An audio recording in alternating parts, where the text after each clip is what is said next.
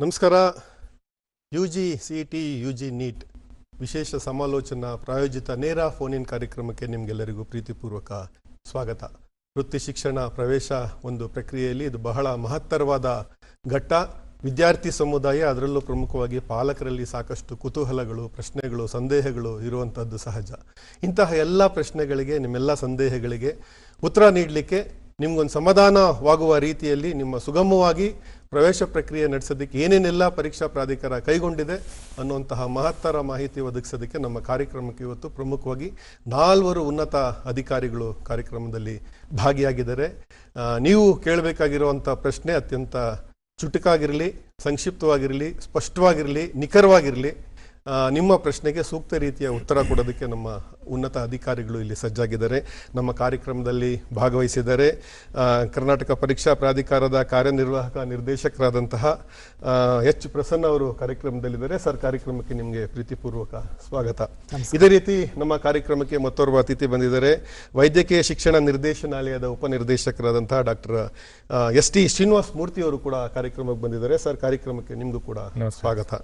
ನಮ್ಮ ಕಾರ್ಯಕ್ರಮದಲ್ಲಿ ಪ್ರಮುಖವಾಗಿ NIC ವರಿಷ್ಠ ನಿರ್ದೇಶಕರಾದಂತಹ ಜಗದೀಶ್ ಬಂಗಾರಿ ಅವರು ಬಂದಿದ್ದಾರೆ. ಸರ್, ನಿಮಗೂ ಪ್ರೀತಿಪೂರ್ವಕ ಸ್ವಾಗತ. ಮತ್ತೋರ್ವ ಒಂದು ಆದಂತಹ ನಮ್ಮ ನಮ್ಮ ಕರ್ನಾಟಕ ಪರೀಕ್ಷಾ ಪ್ರಾಧಿಕಾರದ ಆಡಳಿತ ವಿಭಾಗದ ಶ್ರೀನಾಥ್ ಅವರು ಕೂಡ ಬಂದಿದ್ದಾರೆ. ಸರ್, ನಿಮಗೂ ಸ್ವಾಗತ. ಸರ್, ಈಗ ಪರೀಕ್ಷಾ ಪ್ರಾಧಿಕಾರ ಎಲ್ಲ ರೀತಿಯಲ್ಲೂ ಸಜ್ಜಾಗಿದೆ. ಬಹಳ ಮಹತ್ವದ ಒಂದು ಘಟ್ಟ. ನಾವು ಈಗ ತಾಂತ್ರಿಕವಾಗಿ ನಾಗಾಲೋಟದಲ್ಲಿ ಹೋಗ್ತಾ ಇದ್ದೀವಿ. ಅದಕ್ಕೆ ಸರಿಸಮವಾಗಿ ಪರೀಕ್ಷಾ ಪ್ರಾಧಿಕಾರನೂ ಕೂಡ ಸಜ್ಜಾಗಿದೆ.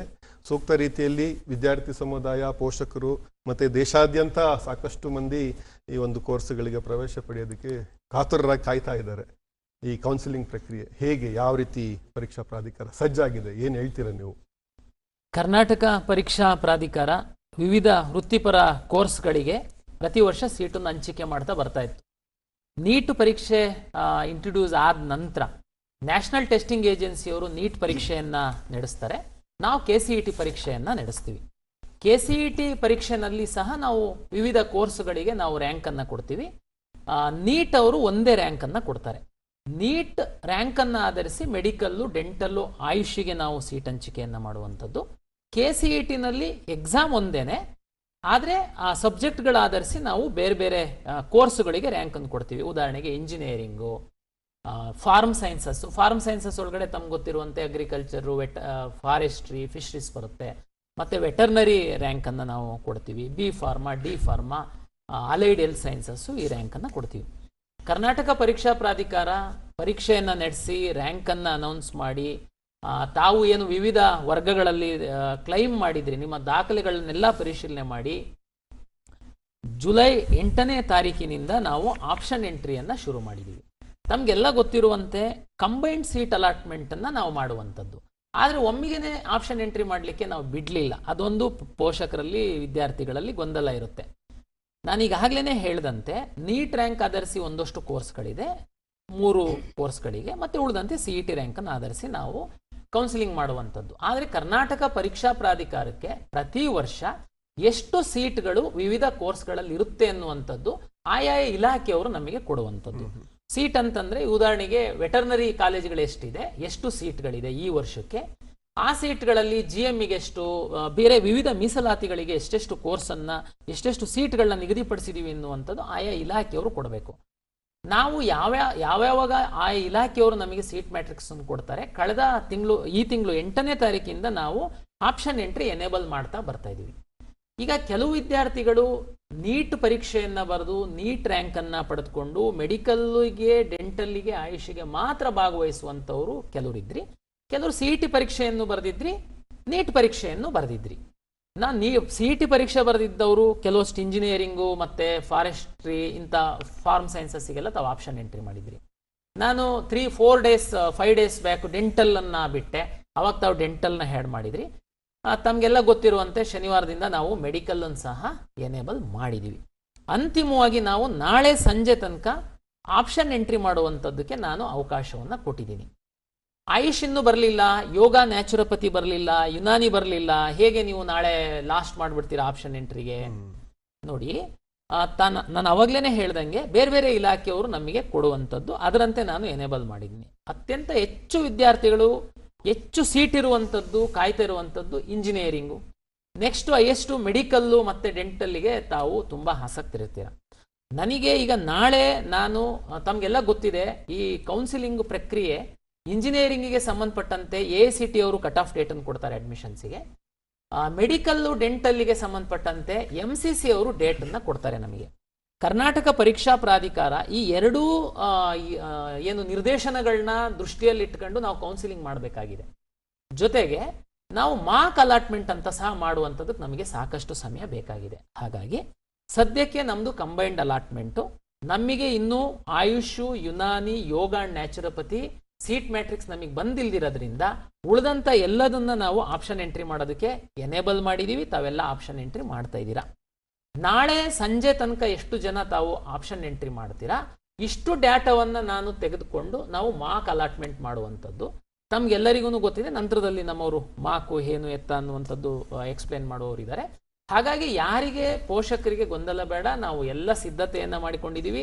ತಾವೇನು ಅಪ್ಲಿಕೇಶನ್ನ ಹಾಕಿದ್ದೀರಾ, ಅಪ್ಲಿಕೇಶನಲ್ಲಿ ಏನು ಮೀಸಲಾತಿಗಳನ್ನ ಕ್ಲೈಮ್ ಮಾಡಿದ್ದೀರಾ, ಅದರ ಆಧಾರದ ಮೇಲೆ ನಾವು ಸೀಟ್ ಮ್ಯಾಟ್ರಿಕ್ಸನ್ನು ಬಿಡುಗಡೆ ಮಾಡಿದ್ದೀವಿ. ಅದರಂತೆ ತಾವೆಲ್ಲ ಆಪ್ಷನ್ ಎಂಟ್ರಿ ಮಾಡ್ತಾ ಇದ್ದೀರಾ. ನಾಳೆ ಸಂಜೆ ತನಕ ಇದೆ.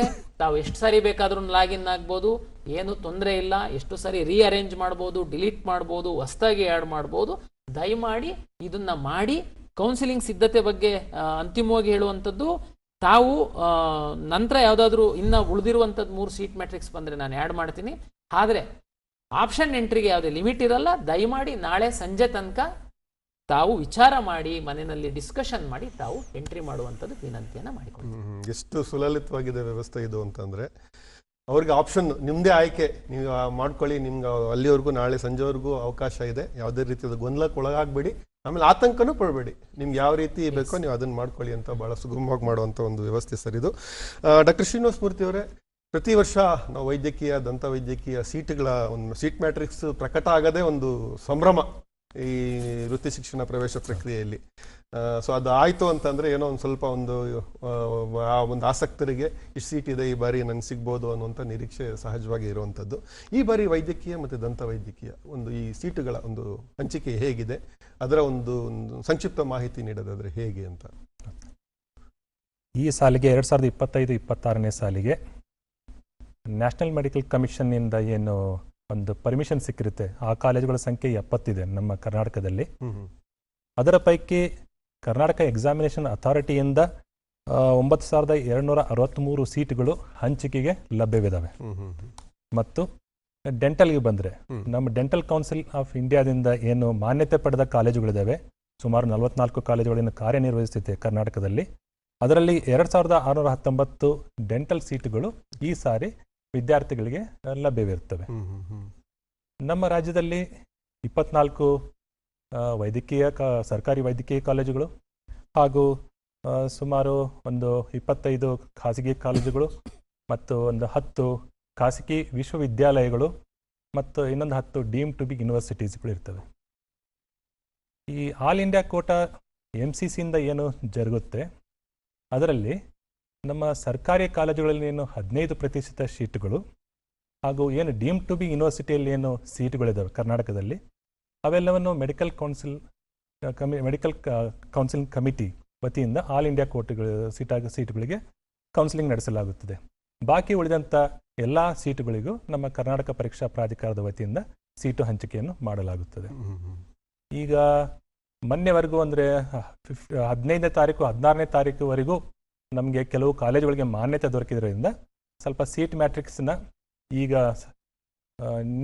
ನಿನ್ನೆ ಮೊನ್ನೆಯಷ್ಟೇ ನಾವು ಕರ್ನಾಟಕ ಪರೀಕ್ಷಾ ಪ್ರಾಧಿಕಾರಿಗೆ ಕೊಟ್ಟಿದ್ದಾಗಿದೆ.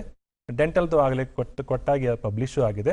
ಸೊ ವಿದ್ಯಾರ್ಥಿಗಳು ತಮ್ಮ ಇಚ್ಛೆಗೆ ಅನುಸಾರವಾಗಿ ಏನು ಆಪ್ಷನ್ ಎಂಟ್ರಿಗಳನ್ನು ಮಾಡಿಕೊಂಡು ತಮ್ಮ ಇಚ್ಛೆ ಮತ್ತು ತಮಗೆ ಯಾವ ಕಾಲೇಜು ಇಷ್ಟ ಆಗುತ್ತೆ, ನಮಗೆ ಯಾವ ಊರಲ್ಲಿ ತೊಗೊಂಡ್ರೆ ತಮಗೆ ಇಷ್ಟ ಅನಿಸುತ್ತೆ, ಆ ರೀತಿ ಆಯ್ಕೆ ಮಾಡಿಕೊಂಡು ಅವರು ತಮ್ಮ ಮುಂದಿನ ಆಯ್ಕೆಯನ್ನು ಪರಿಗಣಿಸಬಹುದು. ಅಂದರೆ ಕಳೆದ ವರ್ಷ ಹೋಲಿಕೆ ಮಾಡಿದ್ರೆ ಈ ಬಾರಿ ಸೀಟ್ ಹೆಚ್ಚಾಗಿದೆ ದಂತ ವೈದ್ಯಕೀಯ.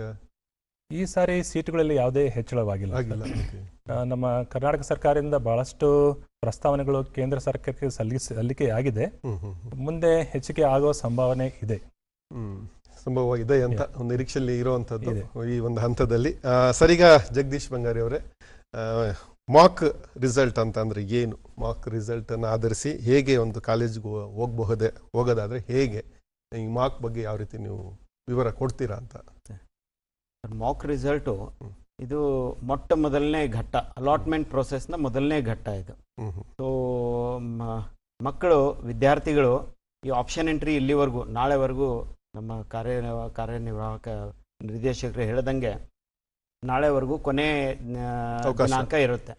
ಸೊ ಅದಕ್ಕೆ ವಿದ್ಯಾರ್ಥಿಗಳು ನಾಳೆ ಏನು ಕೊನೆ ಇದನ್ನ ಎಂಡ್ ಆಗುತ್ತೋ, ಮುಗಿಯುತ್ತೋ, ಅವಾಗೆ ನಾವು ಅಲ್ಲಿರುವಂಥ ಎಲ್ಲ ಆಪ್ಷನ್ಗಳು ಆಗಲೇ ಹೇಳ್ದಂಗೆ ಸುಮಾರು ಒಂದು ಕೋಟಿ ಮೇಲೆ ಆಪ್ಷನ್ಸ್ ಬರುತ್ತೆ ಎಲ್ಲಾ ವಿದ್ಯಾರ್ಥಿಗಳು ಸೇರಿ. ಅದನ್ನ ಒಂದು ಕೋಟಿ ಮೇಲೆ ಬರುತ್ತೆ. ಒಂದೂವರೆ ಕೋಟಿ ಹೋದ ವರ್ಷ ಆಗಿತ್ತು. ಸೊ ಈ ವರ್ಷನೂ ಅದನ್ನೇ ನಾವು ಎಕ್ಸ್ಪೆಕ್ಟ್ ಮಾಡ್ತಾ ಇದ್ದೀವಿ. ಸೊ ಅದನ್ನ ನಾವು 6 ಗಂಟೆಗೆ ಕ್ಲೋಸ್ ಮಾಡಿದ ನಂತರ ಮೊದಲನೇ ಘಟ್ಟ ಅಲಾಟ್ಮೆಂಟ್ ಪ್ರೊಸೆಸ್ ಅಂದ್ರೆ ಮಾಕ್ ಅಲಾಟ್ಮೆಂಟ್ ಅಂದ್ರೆ ನಾನು ಕೊಟ್ಟಿರುವಂತ ಒಂದು ಆಪ್ಷನ್ ಎಂಟ್ರಿ ಏನಿದೆ, ಚಾಯ್ಸ್, ಅದರೊಳಗೆ ಬೆಸ್ಟ್ ಪಾಸಿಬಲ್ ಚಾಯ್ಸ್ ಅವ್ರು ಯಾವ್ದು ಕೊಟ್ಟಿದ್ರು ಆಪ್ಷನ್, ಅದನ್ನ ನನಗೆ ಯಾವತ್ತು ಸಿಗಬಹುದು, ಅದನ್ನ ಅವ್ರ ರ್ಯಾಂಕ್ ಆಧಾರಿತವಾಗಿ ಮತ್ತು ಅವರಿಗೆ ಯಾವ್ದಾವ್ದು ಕೋರ್ಸ್ ಅಲ್ಲಿ ರ್ಯಾಂಕ್ ಇದೆ. ಈಗ ಒಬ್ಬ ವಿದ್ಯಾರ್ಥಿಗೆ ಒಟ್ಟು ನಾವು 14 ಡಿಸಿಪ್ಲಿನ್ ಏನು ಹೇಳ್ತೀವಿ, ಅದರಲ್ಲಿ ಯಾರ್ಯಾರಿಗೆ based on there subjects PCMB ಮಾಡಿದ್ರೆ ಅಥವಾ ನೀಟ್ ಬರೆದಿದ್ರೆ, ಸೊ ಈ ಥರ 14 ಡಿಫ್ರೆಂಟ್ ರ್ಯಾಂಕ್ಸ್ ಇರುತ್ತೆ. ಸೊ ಅದರ ಆಧಾರಿತವಾಗಿ ಅವರಿಗೆ ಅವ್ರ ಆಪ್ಷನ್ ಏನು ಹಾಕಿದಾರೋ, ಯಾವ ಕೋರ್ಸಿಗೆ ಆಪ್ಷನ್ ಹಾಕಿದರೆ ಯಾವ್ದು ಮೇಲ್ಗಡೆ ಇದೆ, ಅದು ಯಾವ್ದು ಬೆಸ್ಟ್ ಪಾಸಿಬಲ್ ಇದನ್ನೋ ಅದರ ಮುಖಾಂತರ ಅದು ಮಾಕ್ ರಿಸಲ್ಟ್ ನಾವು ಅಲಾಟ್ಮೆಂಟ್ ಪ್ರೊಸೆಸ್ ಅನ್ನ ಮುಗಿಸ್ತೀವಿ. ಸೊ ಅದರ ನಂತರ ನಮಗೆ ವಿದ್ಯಾರ್ಥಿಗೆ ಒಂದು ಸಂಭಾವ್ಯ ಗೊತ್ತಾಗುತ್ತೆ, ನನಗೆ ಈ ಸೀಟ್ ಸಿಗಬಹುದು ಈ ಕಾಲೇಜಲ್ಲಿ, ಒಂದು ಚಿತ್ರಣ ಸಿಗುತ್ತೆ, ಬ್ರಾಡ್ ಒಂದು ವ್ಯೂ ಸಿಗುತ್ತೆ. ಸೊ ಇಲ್ಲಿ ಸಿಗುತ್ತೆ. ಮತ್ತೆ ಇನ್ನೊಂದು ಪ್ರಕ್ರಿಯೆ ನಂತರ KE ಮುಖಾಂತರ ಸೀಟ್ ಇದನ್ನು ಕೊಡ್ತಾರೆ, ಅಂದ್ರೆ ಲಾಸ್ಟ್ ಕಂಪ್ಲೀಟ್ ಅಲಾಟ್ಮೆಂಟ್ ಪ್ರೊಸೆಸ್ದು ರಿಸಲ್ಟ್ ಕೊಡ್ತಾರೆ ಎಲ್ಲ. ಸೊ ನನಗೆ ಗೊತ್ತಾಗುತ್ತೆ ಎಲ್ಲೆಲ್ಲಿ ಯಾವ್ಯಾವ ರ್ಯಾಂಕ್ ವರೆಗೂ ನಿಂತಿದೆ, ಯಾವ ಕಾಲೇಜಲ್ಲಿ ಲಾಸ್ಟ್ ರ್ಯಾಂಕ್ ಅಂತಾನು ಗೊತ್ತಾಗುತ್ತೆ. ಸೊ ಅದ್ರ ಮೇಲೆ ನನಗೆ ಮತ್ತೆ 3 ದಿವಸ KE ಇಂದ 3 ದಿವಸ ಸಮಯ ಕೊಡಲಾಗುತ್ತೆ ಬದಲಾವಣೆಗಾಗಿ. ಸೊ ಆ 3 ದಿವಸದಲ್ಲಿ ಮತ್ತೆ ನಾನು ಬದಲಾವಣೆ ಮಾಡಿ ಮುಂದಿನ ಹಂತಕ್ಕೆ ಹೋಗ್ಬೋದು. ಓಕೆ ಸರ್, ಈಗ ಶ್ರೀನಾಥ್ ಅವರೇ, ಮೀಸಲಾತಿ ಇದು ಕೂಡ ಒಂದು ಶಿಕ್ಷಣ ವ್ಯವಸ್ಥೆಯಲ್ಲಿ ಬಹಳ ಪ್ರಮುಖವಾದಂಥದ್ದು. ಅದರಲ್ಲೂ ಪ್ರಮುಖವಾಗಿ ವೃತ್ತಿ ಶಿಕ್ಷಣದಲ್ಲಿ ಸೀಟು ಆಯ್ಕೆ ಪ್ರಕ್ರಿಯೆಯಲ್ಲಿ ಮೀಸಲಾತಿನ ಹೇಗೆ ಒಂದು ಅನ್ವಯಿಸಲಾಗತ್ತೆ, ಅದರ ಒಂದು ವಿಧಿವಿಧಾನಗಳು, ಅದರ ಒಂದು ಕ್ರಮಗಳು ಹೇಗಿರ್ತವೆ ಅಂತ? ಸೊ ಮೀಸಲಾತಿ ಕುರಿತು ಆಯಾ ಅಭ್ಯರ್ಥಿಗಳು ಏನಿದ್ದಾರೆ ಅವರು ಅರ್ಜಿ ಸಮಯದಲ್ಲೇ ಕೂಡ ಯಾವ ಮೀಸಲಾತಿ ವರ್ಗಕ್ಕೆ ಅವರು ಸೇರಿದ್ದಾರೆ ಅನ್ನೋದನ್ನ ಅರ್ಜಿಯಲ್ಲಿ RD ಸಂಖ್ಯೆ ಅಂತ ಇರುತ್ತೆ. ಕಂದಾಯ ಇಲಾಖೆಯಿಂದ ಪ್ರಮಾಣ ಪತ್ರ ಏನು ಪಡೆದಿರ್ತಾರೆ ಅದರದ್ದು RD ಸಂಖ್ಯೆನ ಅರ್ಜಿಯಲ್ಲಿ ನಮೂದಿಸಿರ್ತಾರೆ. ಆ RD ಸಂಖ್ಯೆ ಆಧಾರದ ಮೇಲೆ ನಾವು ಕಂದಾಯ ಇಲಾಖೆ ವೆಬ್ ಸರ್ವಿಸ್ ಮೂಲಕ ನಾವು ತಾಳೆ ಮಾಡಿ ಈಗಾಗಲೇ ಪ್ರಕಟಿಸ್ಬಿಟ್ಟಿದ್ದೀವಿ. ಇದಾದ ನಂತರ ಅದರಲ್ಲಿ ಪರಿಶಿಷ್ಟ ಜಾತಿ, ಪರಿಶಿಷ್ಟ ಪಂಗಡ ಅಥವಾ ಹಿಂದುಳಿದ ವರ್ಗ ಏನಿದೆ, ಪ್ರವರ್ಗ 1, 2A, 2B, 3A, 3B, ಈ ಥರ ಯಾವ ಅಭ್ಯರ್ಥಿ ಯಾವ ವರ್ಗಕ್ಕೆ ಸೇರಿದ್ದಾರೆ, ಅವ್ರದ್ದು RD ಆ ನಂಬರ್ ಏನು, ಇದಿಷ್ಟು ಕೂಡ ನಾವು ವೆರಿಫಿಕೇಶನ್ ಸ್ಲಿಪ್ಪಲ್ಲಿ ಮುದ್ರಣ ಮಾಡಿ ಹುಡುಗರಿಗೆ, ಅಭ್ಯರ್ಥಿಗಳಿಗೆ ಕೊಟ್ಬಿಟ್ಟಿದ್ದೀವಿ. ಇದಲ್ಲದೆ ಕನ್ನಡ ಮಾಧ್ಯಮ ಇದೆ ಅಥವಾ ಗ್ರಾಮೀಣ ವ್ಯಾಸಂಗ ಪ್ರದೇಶದಲ್ಲಿ ಮಾಡಿರತಕ್ಕಂಥದ್ದಿದೆ. ಮತ್ತು ಕಲ್ಯಾಣ ಕರ್ನಾಟಕ 371J ಅಂತ ಇರುತ್ತೆ, HK ಅಂತ ಏನು ಕರೀತಾರೆ ಅದು. ಇದಲ್ಲದೆ ವಿಶೇಷ ಪ್ರವರ್ಗಗಳು ಏನಿದೆ ಅಂತಂದರೆ ಕ್ರೀಡೆ ಆಗಿರ್ಬೋದು, NCC ಆಗಿರ್ಬೋದು, ಅಥವಾ ಡಿಫೆನ್ಸ್, ಎಕ್ಸ್ ಡಿಫೆನ್ಸ್, CAPF, ಮಾಜಿ CF ಅಥವಾ ವಿಕಲಚೇತನರು. ಸೊ ಇವೆಲ್ಲರದ್ದು ಕೂಡ ಮಾಹಿತಿ ಕೂಡ ಈಗಾಗಲೇ ನಾವು ವೆಬ್ಸೈಟಲ್ಲಿ ಪ್ರಕಟಿಸಿದ್ದೀವಿ. ಯಾವ ಅಭ್ಯರ್ಥಿ ಯಾವ ಪ್ರಮಾಣ ಪತ್ರ ಸಲ್ಲಿಸಿದ್ದಾರೆ, ಅವರದ್ದು ಏನಾಗಿದೆ, ಅವರು ಯಾವ ಪ್ರವರ್ಗಕ್ಕೆ ಸೇರಿದ್ದಾರೆ ಅನ್ನೋದು ಕೂಡ ಮಾಹಿತಿ ಹುಡುಗರಿಗೆ ಲಭ್ಯ ಇದೆ. ಸೊ ಅದರದ ಆಧಾರದ ಮೇಲೆ ಸರ್ಕಾರದ ಮೀಸಲಾತಿ ನಿಯಮ ರೋಸ್ಟರ್ ಸಿಸ್ಟಮ್ ಪ್ರಕಾರ ಸೀಟು ಹಂಚಿಕೆಯನ್ನು ಮಾಡಬಹುದು. ಸರ್, ಈಗ ನೀವು ಹೇಳ್ದಂಗೆ ಪ್ರಸನ್ನ ಅವರೇ, ಇಂಜಿನಿಯರಿಂಗ್ಗೆ ಅತಿ ಹೆಚ್ಚು ಡಿಮ್ಯಾಂಡ್ ಇರುವಂಥದ್ದು, ಆ ಒಂದು ಪ್ರಕ್ರಿಯೆ ಕೂಡ ಬಹಳ ಪ್ರಮುಖವಾದಂಥದ್ದು. ಈ ಬಾರಿ ಈ ಕರ್ನಾಟಕ ಪರೀಕ್ಷಾ ಪ್ರಾಧಿಕಾರದ ಮೂಲಕ ಎಷ್ಟು ಇಂಜಿನಿಯರಿಂಗ್ ಸೀಟುಗಳನ್ನು ಹಂಚಿಕೆ ಮಾಡಲಾಗ್ತಾ ಇದೆ, ಅದರ ಒಂದು ಶುಲ್ಕ ಪದ್ಧತಿ ಯಾವ ರೀತಿ ಇದೆ, ಹೇಗೆ ಅಂತ? ಕರ್ನಾಟಕ ಪರೀಕ್ಷಾ ಪ್ರಾಧಿಕಾರದಿಂದ ಸೀಟನ್ನು ಹಂಚಿಕೆ ಮಾಡುವಂಥದ್ರಲ್ಲಿ ಅತ್ಯಂತ ಹೆಚ್ಚು ಸೀಟುಗಳು ನಾವು ಇಂಜಿನಿಯರಿಂಗ್ ಹಂಚಿಕೆ ಮಾಡುವಂಥದ್ದು. ಕರ್ನಾಟಕ ರಾಜ್ಯದಲ್ಲಿ ಸರ್ಕಾರಿ ಇಂಜಿನಿಯರಿಂಗ್ ಕಾಲೇಜ್ಗಳಿದೆ, ಯೂನಿವರ್ಸಿಟಿ ಅಧೀನದಲ್ಲಿ ಬರುವಂಥ ಕಾಲೇಜ್ಗಳಿದೆ, ಹಾಗೂ ಪ್ರೈವೇಟ್ ಯೂನಿವರ್ಸಿಟಿ ಇದೆ. ಇದರಲ್ಲಿ ಗೌರ್ಮೆಂಟ್ ಯೂನಿವರ್ಸಿಟಿ ಒಂದು UVC ಇದೆ. ಇದು ಏನಿದೆ ಸರ್ಕಾರದ್ದು ಅಡಿನಲ್ಲಿ ಬರುವಂಥ 100% ಸೀಟನ್ನು ನಾವೇನೇ ಹಂಚಿಕೆ ಮಾಡ್ತೀವಿ. ಏಡೆಡ್ ಕಾಲೇಜ್ ಅಂತ ಸಹ 8 ಸರ್ಕಾರದ ಅನುದಾನ ಪಡಿತಾ ಇರುವಂತಹ 8 ಅನುದಾನಿತ ಕಾಲೇಜ್ಗಳಿದೆ. ಅಲ್ಲಿ 95% ಸೀಟನ್ನು ನಾವೇ ಹಂಚಿಕೆ ಮಾಡುವಂಥದ್ದು. ಮತ್ತೆ ಪ್ರೈವೇಟ್ ಯೂನಿವರ್ಸಿಟಿ ಮತ್ತೆ ಡೀಮ್ಡ್ ಯೂನಿವರ್ಸಿಟಿಗಳಿದ್ದಾವೆ, ಅಲ್ಲಿ 40% ಸೀಟನ್ನು KEA ಪ್ರಾಧಿಕಾರದಿಂದನೇ KEA ಹಂಚಿಕೆ ಮಾಡುವಂಥದ್ದು. ಹಾಗೂ ಪ್ರೈವೇಟ್ ಇಂಜಿನಿಯರಿಂಗ್ ಕಾಲೇಜಸ್ ಹೈಯೆಸ್ಟ್ ಇರುವಂಥದ್ದು ತಮಗೆಲ್ಲ ಗೊತ್ತಿರುವಂತೆ ಅಲ್ಲಿ 45% ಅಷ್ಟು ಸೀಟನ್ನು ನಾವು ಹಂಚಿಕೆ ಮಾಡುವಂಥದ್ದು. ಈ ವರ್ಷ 77,140 ಸೀಟ್ಗಳನ್ನು ಕರ್ನಾಟಕ ಪರೀಕ್ಷಾ ಪ್ರಾಧಿಕಾರದ ವತಿಯಿಂದ ಹಂಚಿಕೆ ಮಾಡ್ತಾ ಇದ್ದೀವಿ. ಎಲ್ಲ ವಿದ್ಯಾರ್ಥಿಗಳು ಪೋಷಕರು ಅರ್ಥ ಮಾಡ್ಕೊಳ್ಬೇಕು. ನಾನು ಡಿಟೈಲ್ ಆಗಿ ಯಾವ ಕಾಲೇಜಲ್ಲಿ ಎಷ್ಟು ಸೀಟ್ ಇದೆ, ಯಾವ ಬ್ರಾಂಚಲ್ಲಿ ಎಷ್ಟು ಸೀಟ್ ಇದೆ ಅಂತ ವಿವರವಾಗಿ ಹೇಳಲಿಕ್ಕೆ ಹೋಗಲ್ಲ. ನಾವು ನಮ್ಮ ವೆಬ್ಸೈಟಲ್ಲಿದೆ. ಮತ್ತು ಯಾವ ಬ್ರಾಂಚಲ್ಲಿ ಎಷ್ಟು ಸೀಟ್ ಇದೆ, ಅದಕ್ಕೆ ಏನೇನು ಮೀಸಲಾತಿಗಳಿಗೆ ರಿಸರ್ವ್ ಆಗಿದೆ ಅನ್ನುವಂಥದ್ದು ಸಹ ನಮ್ಮ ವೆಬ್ಸೈಟಲ್ಲಿ ದಯಮಾಡಿ ನೋಡಿ. ಬಟ್ ಅತ್ಯಂತ ಹೆಚ್ಚಿನ ಸೀಟ್ಗಳು ಕರ್ನಾಟಕ ಪರೀಕ್ಷಾ ಪ್ರಾಧಿಕಾರದಿಂದ 77,140 ಸೀಟ್ಗಳು ನಮ್ಮಿಂದನೇ ಹಂಚಿಕೆ ಆಗುವಂಥದ್ರಿಂದ ದಯಮಾಡಿ ನೀವು ಇಂಜಿನಿಯರಿಂಗ್ ಆಸ್ಪರೆಂಟ್ಸ್ ಯಾರಿದ್ದೀರಾ, ಇಂಜಿನಿಯರಿಂಗ್ ಮಾಡಬೇಕು ಅಂತನ್ನುವಂಥವ್ರು ಬೇರೆ ಬೇರೆ ಎಲ್ಲ ಕಡೆ ಹೋಗಿ ಅಡ್ಮಿಷನ್ ಆಗೋದಕ್ಕಿಂತ ಮೊದಲು ನಮ್ಮ ಕೌನ್ಸಿಲಿಂಗ್ ಪ್ರಕ್ರಿಯೆಯಲ್ಲಿ ವ್ಯವಸ್ಥಿತವಾಗಿ ತಾವು ನಿಯಮಗಳನ್ನ ಓದ್ಕೊಂಡು ಭಾಗವಹಿಸಿದರೆ ನಿಮ್ಮ ರ್ಯಾಂಕು ಮತ್ತು ನಿಮ್ಮ ಮೀಸಲಾತಿ ಆಧರಿಸಿ ನೀವು ಎಂಟ್ರಿ ಮಾಡಿರುವಂಥ ಆಪ್ಷನ್ ಆಧರಿಸಿ ನಿಮಗೆ ಬೆಸ್ಟ್ ಸೀಟು ಸಿಗಲಿಕ್ಕೆ ಸಾಧ್ಯ ಆಗುತ್ತೆ ಅನ್ನುವಂಥದ್ದು ನನ್ನ ವಿನಂತಿ. Yes sir, doctor Srinivasa Murthy ಅವರೇ, ಈ ಮೆಡಿಕಲ್ ಕೌನ್ಸಿಲಿಂಗ್ ಕಮಿಟಿ ಏನು ಕೆಲಸ ಮಾಡುತ್ತೆ, ಮತ್ತು ಯಾವ ಕಾಲೇಜುಗಳಿಗೆ ಅದು ಹೇಗೆ ಸೀಟು ಹಂಚಿಕೆ ಮಾಡುತ್ತೆ, ಅದರ ಒಂದು ಪ್ರಕ್ರಿಯೆ ಬಗ್ಗೆ ಒಂದು ಸಂಕ್ಷಿಪ್ತವಾಗಿ ಹೇಳೋದಾರೆ ಏನಂತ? ಈ ಮೆಡಿಕಲ್ ಕೌನ್ಸಿಲಿಂಗ್ ಕಮಿಟಿ ನಮ್ಮ ಸರ್ಕಾರಿ ಕಾಲೇಜುಗಳೇನಿದೆ 15% ಸೀಟುಗಳನ್ನು ಮತ್ತು ಡೀಮ್ ಟು ಬಿ ಯೂನಿವರ್ಸಿಟಿ ಅಲ್ಲಿರುವಂಥ 100% ಸೀಟುಗಳನ್ನು ಅವರು ಭರ್ತಿ ಮಾಡ್ತಾರೆ. ಸೊ ಅವ್ರ ಕಡೆಯಿಂದ ಏನು ಮೊದಲ ಸುತ್ತಿನ ಫಸ್ಟ್ ರೌಂಡ್ ಆಫ್ ಕೌನ್ಸಿಲಿಂಗ್ ಆಗುತ್ತೆ, ಅದಾಂತರ first round of counselling Karnataka examination ಅಥಾರಿಟಿಯಿಂದ ಆಗುತ್ತೆ. ಸೊ ವಿದ್ಯಾರ್ಥಿಗಳು ಮೆಡಿಕಲ್ ಕೌನ್ಸಿಲಿಂಗ್ ಕಮಿಟಿಯಲ್ಲಿ ಆಲ್ ಇಂಡಿಯಾ ಕೋಟಾ ಸೀಟುಗಳಿಗೆ ಭಾಗವಹಿಸಬಹುದು. ತದನಂತರ ಅವ್ರ ಇಚ್ಛೆ ಪ್ರಕಾರ ಕರ್ನಾಟಕ ಎಕ್ಸಾಮಿನೇಷನ್ ಅಥಾರಿಟಿಯಿಂದ ಏನು ನಾವು ಕೌನ್ಸಿಲಿಂಗ್ ಮಾಡ್ತೀವಿ ಮೊದಲ ಸುತ್ತು, ಅಲ್ಲಿ ಕೂಡ ಭಾಗವಹಿಸಬಹುದು. ಸೊ ಅವರಿಗೆ ಇಚ್ಛೆ ಬಂದಲ್ಲಿ MCC ವತಿಯಿಂದ ಅಲಾಟ್ ಆದಲ್ಲಿ ಆ ಕಾಲೇಜವರು ತಗೋಬಹುದು, ಅಥವಾ ಕರ್ನಾಟಕ ಎಕ್ಸಾಮಿನೇಷನ್ ಅಥಾರಿಟಿಯಿಂದ ಅಲಾಟ್ ಆಗುವಂಥ ಈ ಕಾಲೇಜ್ ಅವರು ಸೆಲೆಕ್ಟ್ ಮಾಡ್ಬೋದು. ಒಂದು ಸಾರಿ ಅವ್ರು ಯಾವುದಾದ್ರು ಕಾಲೇಜನ್ನ ಸೆಲೆಕ್ಟ್ ಮಾಡಿದರೆ ಅವ್ರು ಅಲ್ಲಿಂದ ಎಕ್ಸಿಟ್ ಆಗಬೇಕಾಗುತ್ತೆ. ಇಲ್ಲಾಂದ್ರೆ ಮುಂದಿನ ಪ್ರಕ್ರಿಯೆಯಲ್ಲಿ ಭಾಗವಹಿಸಬಹುದು. ಸರ್, ಈಗ ಬಂಗಾರಿ ಅವರೇ, ಇಂಜಿನಿಯರಿಂಗ್ ಸೀಟ್ಗಳನ್ನು ಮತ್ತು ಯಾರಿಗೆ ಮತ್ತು ಹೇಗೆ ಹಂಚಿಕೆ ಮಾಡಲಾಗುತ್ತೆ, ಅದರ ಒಂದು ವಿಧಾನಗಳ ಬಗ್ಗೆ ಏನು ಹೇಳ್ತೀರಾ ಅಂತ? ಸರ್, ಇಂಜಿನಿಯರಿಂಗ್ ಸೀಟ್ಗಳು ಮೊಟ್ಟ ಮೊದಲನೇದಾಗಿ ಅವರಿಗೆ PCM ನಾವು ಆಲ್ರೆಡಿ UGCET ಎಕ್ಸಾಮ್ ಕಂಡಕ್ಟ್ ಮಾಡಿರುತ್ತೆ. PCM ಎಕ್ಸಾಮ್ ಬರೆದು ಅವರು CET ಎಕ್ಸಾಮು ಬರೆದು ಅವರಿಗೆ ಒಂದು ರ್ಯಾಂಕ್ ಕೊಟ್ಟಿರುತ್ತೆ. ಸೊ ಅದರ ಆಧಾರದ ಮೇಲೆ ಅವರಿಗೆ ಇಂಜಿನಿಯರಿಂಗ್ ಸೀಟನ್ನು ಹಂಚಲಾಗುತ್ತೆ. ಎರಡನೇದಾಗಿ ಅದರಲ್ಲಿ ಒಂದು ವಿಶೇಷವಾಗಿ SNQ ಸೂಪರ್ ನ್ಯೂಮರಿ ಕೋಟಾ ಅಂತ ಇದೆ. ಸೂಪರ್ ನ್ಯೂಮರಿ ಕೋಟಾ ಅಂತಂದರೆ ಯಾವುದೇ ಒಂದು ಇದು ಬರೀ ಇಂಜಿನಿಯರಿಂಗ್ಗೆ ಮಾತ್ರ ಅನ್ವಯಿಸುತ್ತದೆ, ಬೇರೆ ಯಾವುದೂ ಕೋರ್ಸ್ಗಳಿಗಿಲ್ಲ. ಸೊ ಅದರಲ್ಲಿ ಯಾವುದೇ ಒಂದು ಕಾಲೇಜು ಅಥವಾ ಕೋರ್ಸಿಗೆ ಅಲಾಟೆಡ್ ಸೀಟ್ಸ್ ಏನಿರುತ್ತೆ, ಅಲೋಕೇಟೆಡ್ ಸೀಟ್ಸು, ಅದರ ಮೇಲೆ 10% ಅಡಿಷ್ನಲ್ ಸೀಟ್ಸ್ ಅಂತ ಗೌರ್ಮೆಂಟು ಫಿಕ್ಸ್ ಮಾಡಿದೆ.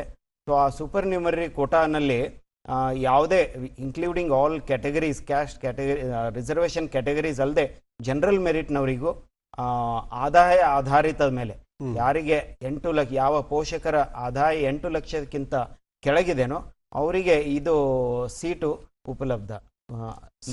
ಲಭ್ಯ ಇರುತ್ತೆ. ಸರ್, ಈಗ ಶ್ರೀನಾಥ್ ಅವರೇ, ಒಬ್ಬ ವಿದ್ಯಾರ್ಥಿ ಒಂದು ಕೋರ್ಸ್ಗಿಂತ ಹೆಚ್ಚಿನ ಆಪ್ಷನ್ ಎಂಟ್ರಿ ಮಾಡೋದಕ್ಕೆ ಅವಕಾಶ ಇರೋದ್ರಿಂದ ಈ ಬಾರಿ ಪ್ರಮುಖವಾಗಿ ಒಬ್ಬ ವಿದ್ಯಾರ್ಥಿ ಎಷ್ಟು ಕೋರ್ಸ್ಗಳಿಗೆ ಹಂಚಿಕೆ ಮಾಡೋದಕ್ಕೆ ಈಗ ಮಾಡಿಕೊಡೋದಕ್ಕೆ ಒಂದು ವ್ಯವಸ್ಥೆ ಮಾಡಿದ್ದೀರಿ ಈಗ ಒಂದು ಪ್ರಕ್ರಿಯೆ ಮೂಲಕ ಅಂತ? ಮೊಟ್ಟ ಮೊದಲನೇದಾಗಿ ಅಭ್ಯರ್ಥಿಗಳು ಎಷ್ಟು ಡಿಸಿಪ್ಲಿನ್ಗೆ ಎಲಿಜಿಬಿಲಿಟಿ ಇರುತ್ತೆ ಅಂದರೆ ಅರ್ಹತೆ ಪಡೆದಿರ್ತಾರೆ, ಅಷ್ಟು ಡಿಸಿಪ್ಲಿನ್ಗಳು ಕೂಡ ಅವರಿಗೆ ಆಸಕ್ತಿ ಇದ್ದರೆ ಆದ್ಯತೆ ಕ್ರಮಾಂಕದಲ್ಲಿ ಅಷ್ಟು ಆಪ್ಷನ್ಸ್ಗಳನ್ನ ಅವರು ನೀಡಬಹುದಾಗಿದೆ. ಈಗ ಒಬ್ಬ ಅಭ್ಯರ್ಥಿ ಬರೀ ಮೆಡಿಕಲ್ಗೆ ಇಂಟ್ರೆಸ್ಟ್ ಇದೆ ಅಂತಂದರೆ ಅವರು ಮೆಡಿಕಲ್ ಸಂಬಂಧಪಟ್ಟ ಹಾಗೆ ಆಪ್ಷನ್ಸ್ಗಳನ್ನ ದಾಖಲಿಸ್ತಾರೆ. ಇಲ್ಲ ಅವರಿಗೆ ಮೆಡಿಕಲ್ ರ್ಯಾಂಕ್ ಬಂದಿಲ್ಲ, ನನಗೆ ಇಂಜಿನಿಯರಿಂಗ್ ಬಂದಿದೆ, ಅಗ್ರಿಕಲ್ಚರ್ ಬಂದಿದೆ ಅಥವಾ ವೆಟರ್ನರಿ ಬಂದಿದೆ ಅಂತಂದರೆ ಅವರಿಗೆ ಆ ಮೂರರಲ್ಲಿ ಯಾವುದು ಆಸಕ್ತಿ ಇದೆ ಆ ಕೋರ್ಸ್ಗಳನ್ನ ಮೇಲಿನ ಕ್ರಮಾಂಕದಲ್ಲಿ ಅಭ್ಯರ್ಥಿಗಳು ನಮೂದಿಸ್ತಾರೆ. ಈಗಾಗಲೇ 8ನೇ ತಾರೀಕಿಂದ ಆಪ್ಷನ್ ಎಂಟ್ರಿ ಪ್ರಾರಂಭ ಮಾಡಿದ್ದಾರೆ. ಸೊ ಅವರಿಗೆ ಆಸಕ್ತಿ 100ಕ್ಕೆ 100 ಇರತಕ್ಕಂತಂದರೆ 100% ಇಂಟ್ರೆಸ್ಟ್ ಏನಿದೆ ಅದು ಮೊಟ್ಟ ಮೊದಲನೇ ಆಪ್ಷನ್ ಆಗುತ್ತೆ. ಅದನಂತರ ಉಳಿದ ಆಪ್ಷನ್ಸ್ಗಳನ್ನ ಅಭ್ಯರ್ಥಿಗಳು ದಾಖಲಿಸ್ತಾ ಹೋಗ್ತಾರೆ. ಸೊ ಈ ರೀತಿ ಅಭ್ಯರ್ಥಿಗಳು ದಾಖಲಿಸಿರ್ತಕ್ಕಂತಹ ಎಲ್ಲ ಆಪ್ಷನ್ಸ್ಗಳನ್ನು ಪರಿಗಣಿಸಿ ಒಟ್ಟಿಗೆ ಒಂದೇ ಸಾರಿ ಸೀಟು ಹಂಚಿಕೆಯನ್ನು ಮಾಡ್ತೇವೆ. ಆ ಸೀಟು ಹಂಚಿಕೆ ಮಾಡಬೇಕಾದ್ರೆ ಆದ್ಯತಾ ಕ್ರಮದಲ್ಲಿ ಸೀಟು ಹಂಚಿಕೆ ಆಗುತ್ತೆ. ಈಗಾಗಲೇ ಹೇಳ್ದಂಗೆ ಮೊದಲನೇದು ಇಂಜಿನಿಯರಿಂಗ್ ಇದ್ದರೆ ಇಂಜಿನಿಯರಿಂಗ್ ಅಲಾಟ್ಮೆಂಟ್ ಮಾಡಲಿಕ್ಕೆ ಅದು ಅವಕಾಶ ಇದೆ, ಅಥವಾ ಮೊದಲನೇದು ಮೆಡಿಕಲ್ ಇದ್ದರೆ ಮೆಡಿಕಲ್ ಅವಕಾಶ ಇರುತ್ತೆ. ಆ ರೀತಿ ಸೊ ಅಭ್ಯರ್ಥಿ ಯಾವ ರೀತಿಯ ಆಪ್ಷನ್ಸ್ಗಳನ್ನ ದಾಖಲಿಸಿರ್ತಾರೆ ಅದೇ ಆಧಾರದ ಮೇಲೆ ಸೀಟು ಹಂಚಿಕೆ ಆಗುತ್ತೆ. ಮೆರಿಟ್ ನೋಡ್ತಾರೆ, ಮೆರಿಟ್ ಆದ ನಂತರ ರೋಸ್ಟರ್ ಸಿಸ್ಟಮ್ ಇರುತ್ತೆ, ಸೀಟ್ ಮ್ಯಾಟ್ರಿಕ್ಸ್ ಇರುತ್ತೆ. So based on the seat matrix issued by the government, ಸರ್ಕಾರದಿಂದ ಏನು ನಮಗೆ ಸೀಟ್ ಮ್ಯಾಟ್ರಿಕ್ಸ್ ಬಂದಿದೆ ಅದನ್ನು ಪರಿಗಣಿಸಿ ಅಭ್ಯರ್ಥಿಗಳು ನೀಡಿರತಕ್ಕಂಥ ಆಪ್ಷನ್ಸ್ ಇಚ್ಛೆ ಆಯ್ಕೆಗಳನ್ನು ನೋಡಿ ಅವರಿಗೆ ರೋಸ್ಟರ್ ಆಧಾರದ ಮೇಲೆ ಸೀಟು ಹಂಚಿಕೆ ಆಗುತ್ತೆ. ತುಂಬ ಜನ ಈ ಕರೆ ಮಾಡಿ ಸಂದೇಹಗಳನ್ನು ಕೇಳಬೇಕು ಅಂತ ಕಾಯ್ತಾ ಇದ್ದಾರೆ. ಈಗ ಮೊದಲನೇ ಕರೆ ಯಾರು ನೋಡೋಣ. ಹಲೋ ಹಲೋ ಹಲೋ, ನಮಸ್ತೆ ಅಮ್ಮ, ಎಲ್ಲಿಂದ ಕರೆ ಮಾಡ್ತಾ ಇದ್ದೀರಾ? ನಿಮ್ಮ ಹೆಸರು ಹೇಳಿ. ನನ್ನ ಹೆಸರು ಸವಿತಾ ಅಂತ ಸರ್. ಸವಿತಾ, ಹೇಳಿ ನಿಮ್ಮ ಪ್ರಶ್ನೆ ಕೇಳಿ.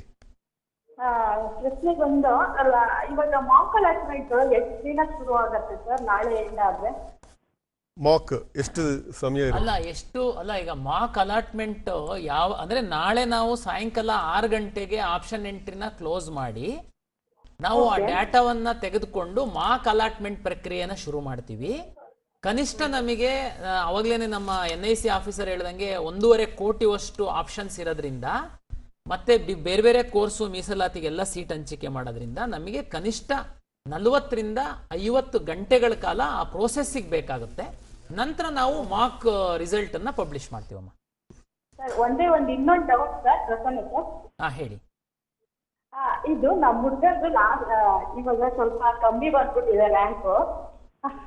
ಅವ್ರು ಲಾಸ್ಟ್ ವರ್ಷದ್ದು ಬಂದು 90,000 ಇರೋ ಕಾಲೇಜಲ್ಲಿ ಈಗಲೂ ಅದೇ ಕಂಟಿನ್ಯೂ ಆಗತ್ತಾ? ಈಗ ಕಳೆದ ವರ್ಷದ್ದು ರ್ಯಾಂಕ್ ನಾವೇನೆ ನಮ್ಮ ವೆಬ್ಸೈಟ್ ಅಲ್ಲಿ ಅಡ್ವೈಸ್ ಮಾಡ್ತಾ ಇದ್ವಿ ತಮ್ಗೆ.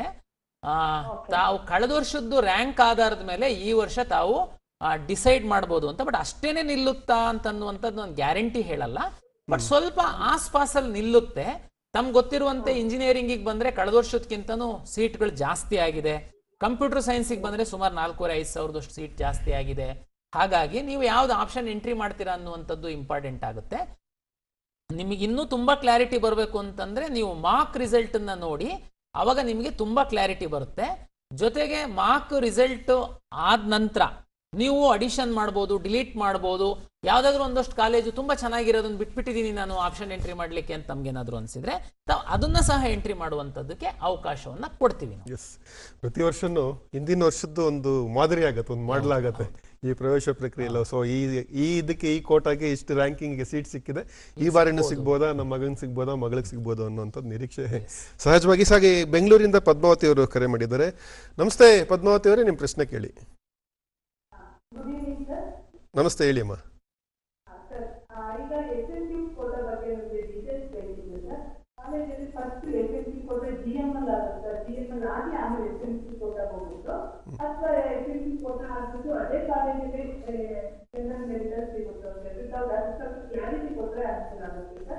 ಈಗ SNQ ನಮ್ಮ NIC ಅವರು ತಮಗೆ ಬ್ರೀಫ್ ಮಾಡಿದ್ರು. SNQ ಅಂತಂದ್ರೇನು? ಈಗ ಉದಾಹರಣೆಗೆ ನಮ್ಮ ಸರ್ಕಾರಿ ಇಂಜಿನಿಯರಿಂಗ್ ಕಾಲೇಜ್ ಹಾವೇರಿನಲ್ಲಿ ಕಂಪ್ಯೂಟರ್ ಸೈನ್ಸಿಗೆ 60 AICT ಇಂದ ಇಂಟೆಕ್ ಇದೆ. 60ಕ್ಕೆ 5% ಸೀಟು SNQ ಕೊಡಬೇಕು ಅಂತೇಳಿ ಓವರ್ ಅಂಡ್ ಅಬೋ ಇಂಟೆಕ್ ಏನಿದೆ ಅದ್ರ ಮೇಲೆ 5% ನಾವು ಈಗಾಗಲೇ ಸೀಟ್ ಮ್ಯಾಟ್ರಿಕ್ಸ್ ಹಾಕಿದ್ವಿ. ಈಗ ಉದಾಹರಣೆಗೆ ಹಾವೇರಿ ಇಂಜಿನಿಯರಿಂಗ್ ಕಾಲೇಜು ಕಂಪ್ಯೂಟರ್ ಸೈನ್ಸಿಗೆ ಎಷ್ಟು ವಿದ್ಯಾರ್ಥಿಗಳು ಆಪ್ಷನ್ ಎಂಟ್ರಿ ಮಾಡಿದ್ದಾರೆ ಅಂದ್ರೆ, ಈಗ ಒಂದು 60 ಸೀಟಿಗೆ ಉದಾಹರಣೆಗೆ ಒಂದು 500 ವಿದ್ಯಾರ್ಥಿಗಳು ಆಪ್ಷನ್ ಎಂಟ್ರಿ ಮಾಡಿದ್ದಾರೆ ಅಂತ ನಾವು ಭಾವಿಸೋಣ. 500 ವಿದ್ಯಾರ್ಥಿಗಳಲ್ಲಿ ಒಂದು 250 ವಿದ್ಯಾರ್ಥಿಗಳು ಇನ್ಕಮ್ ಲಿಮಿಟ್ 8 ಲಕ್ಷಕ್ಕಿಂತ ಜಾಸ್ತಿ ಇದೆ, ಅವ್ರನ್ನ ಬಿಟ್ಬಿಡಿ ಸೈಡಿಗೆ. ಈಗ ಯಾರು ಒಂದು 250 ವಿದ್ಯಾರ್ಥಿಗಳು 8 ಲಕ್ಷದಿಂದ ಒಳಗಡೆ ಇನ್ಕಮ್ ಇದೆ, ಅದರಲ್ಲಿ ಒಂದು 3-4 ಸ್ಲ್ಯಾಬ್ ತರಕ್ಕೆ ಅಂದ್ರೆ ಮೊದಲ ಆದ್ಯತೆ ಒಂದು 2.5 ಲಕ್ಷಕ್ಕಿಂತ ಕಡಿಮೆ ಆದಾಯ ಇರುವಂತ ವಿದ್ಯಾರ್ಥಿ, ಜೊತೆಗೆ ಒಂದು ರ್ಯಾಂಕ್ ಸಹ ಇರುತ್ತೆ, ಅವರಿಗೆ ಫಸ್ಟ್.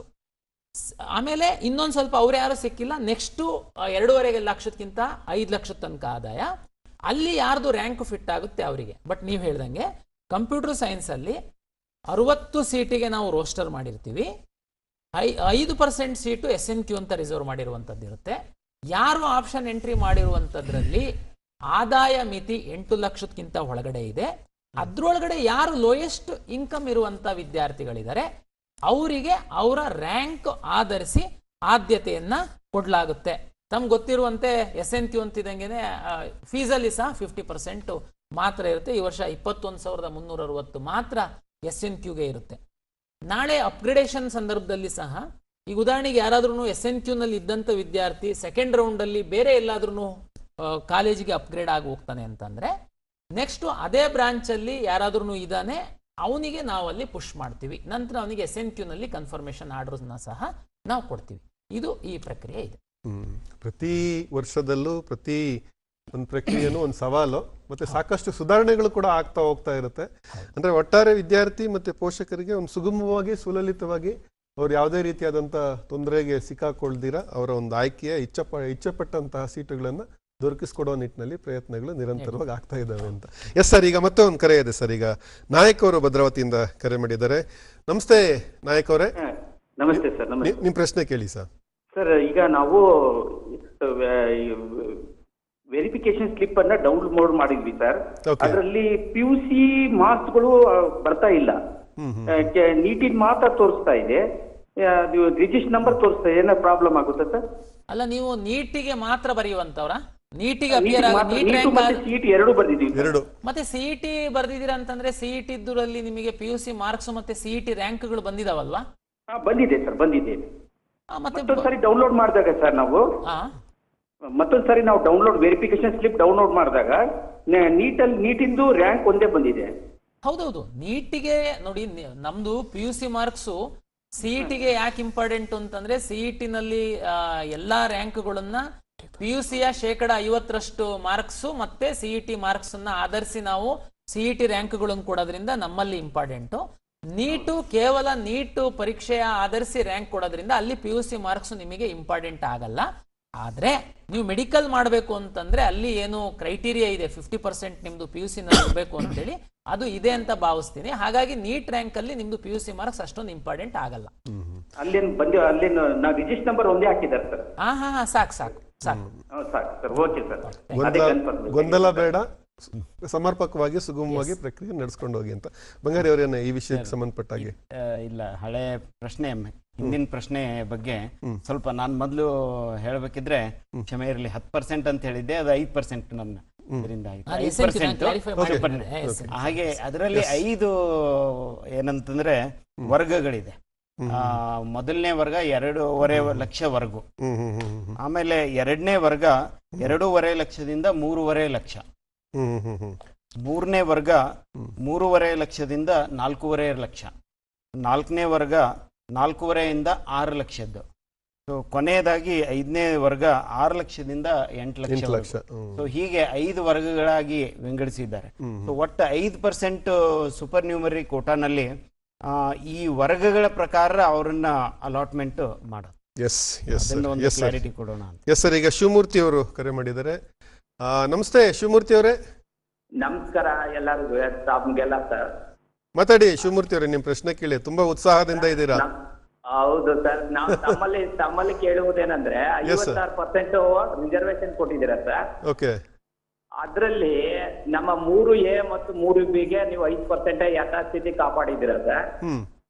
ಅದ್ರಲ್ಲಿ ನಮ್ಮ ಇದು ಸುಪ್ರೀಂ ಕೋರ್ಟ್ ಆದೇಶದ ಪ್ರಕಾರ 50%ಗೆ ಮೀರಂಗಿಲ್ಲ ಸರ್ ಇದು ರಿಸರ್ವೇಶನ್.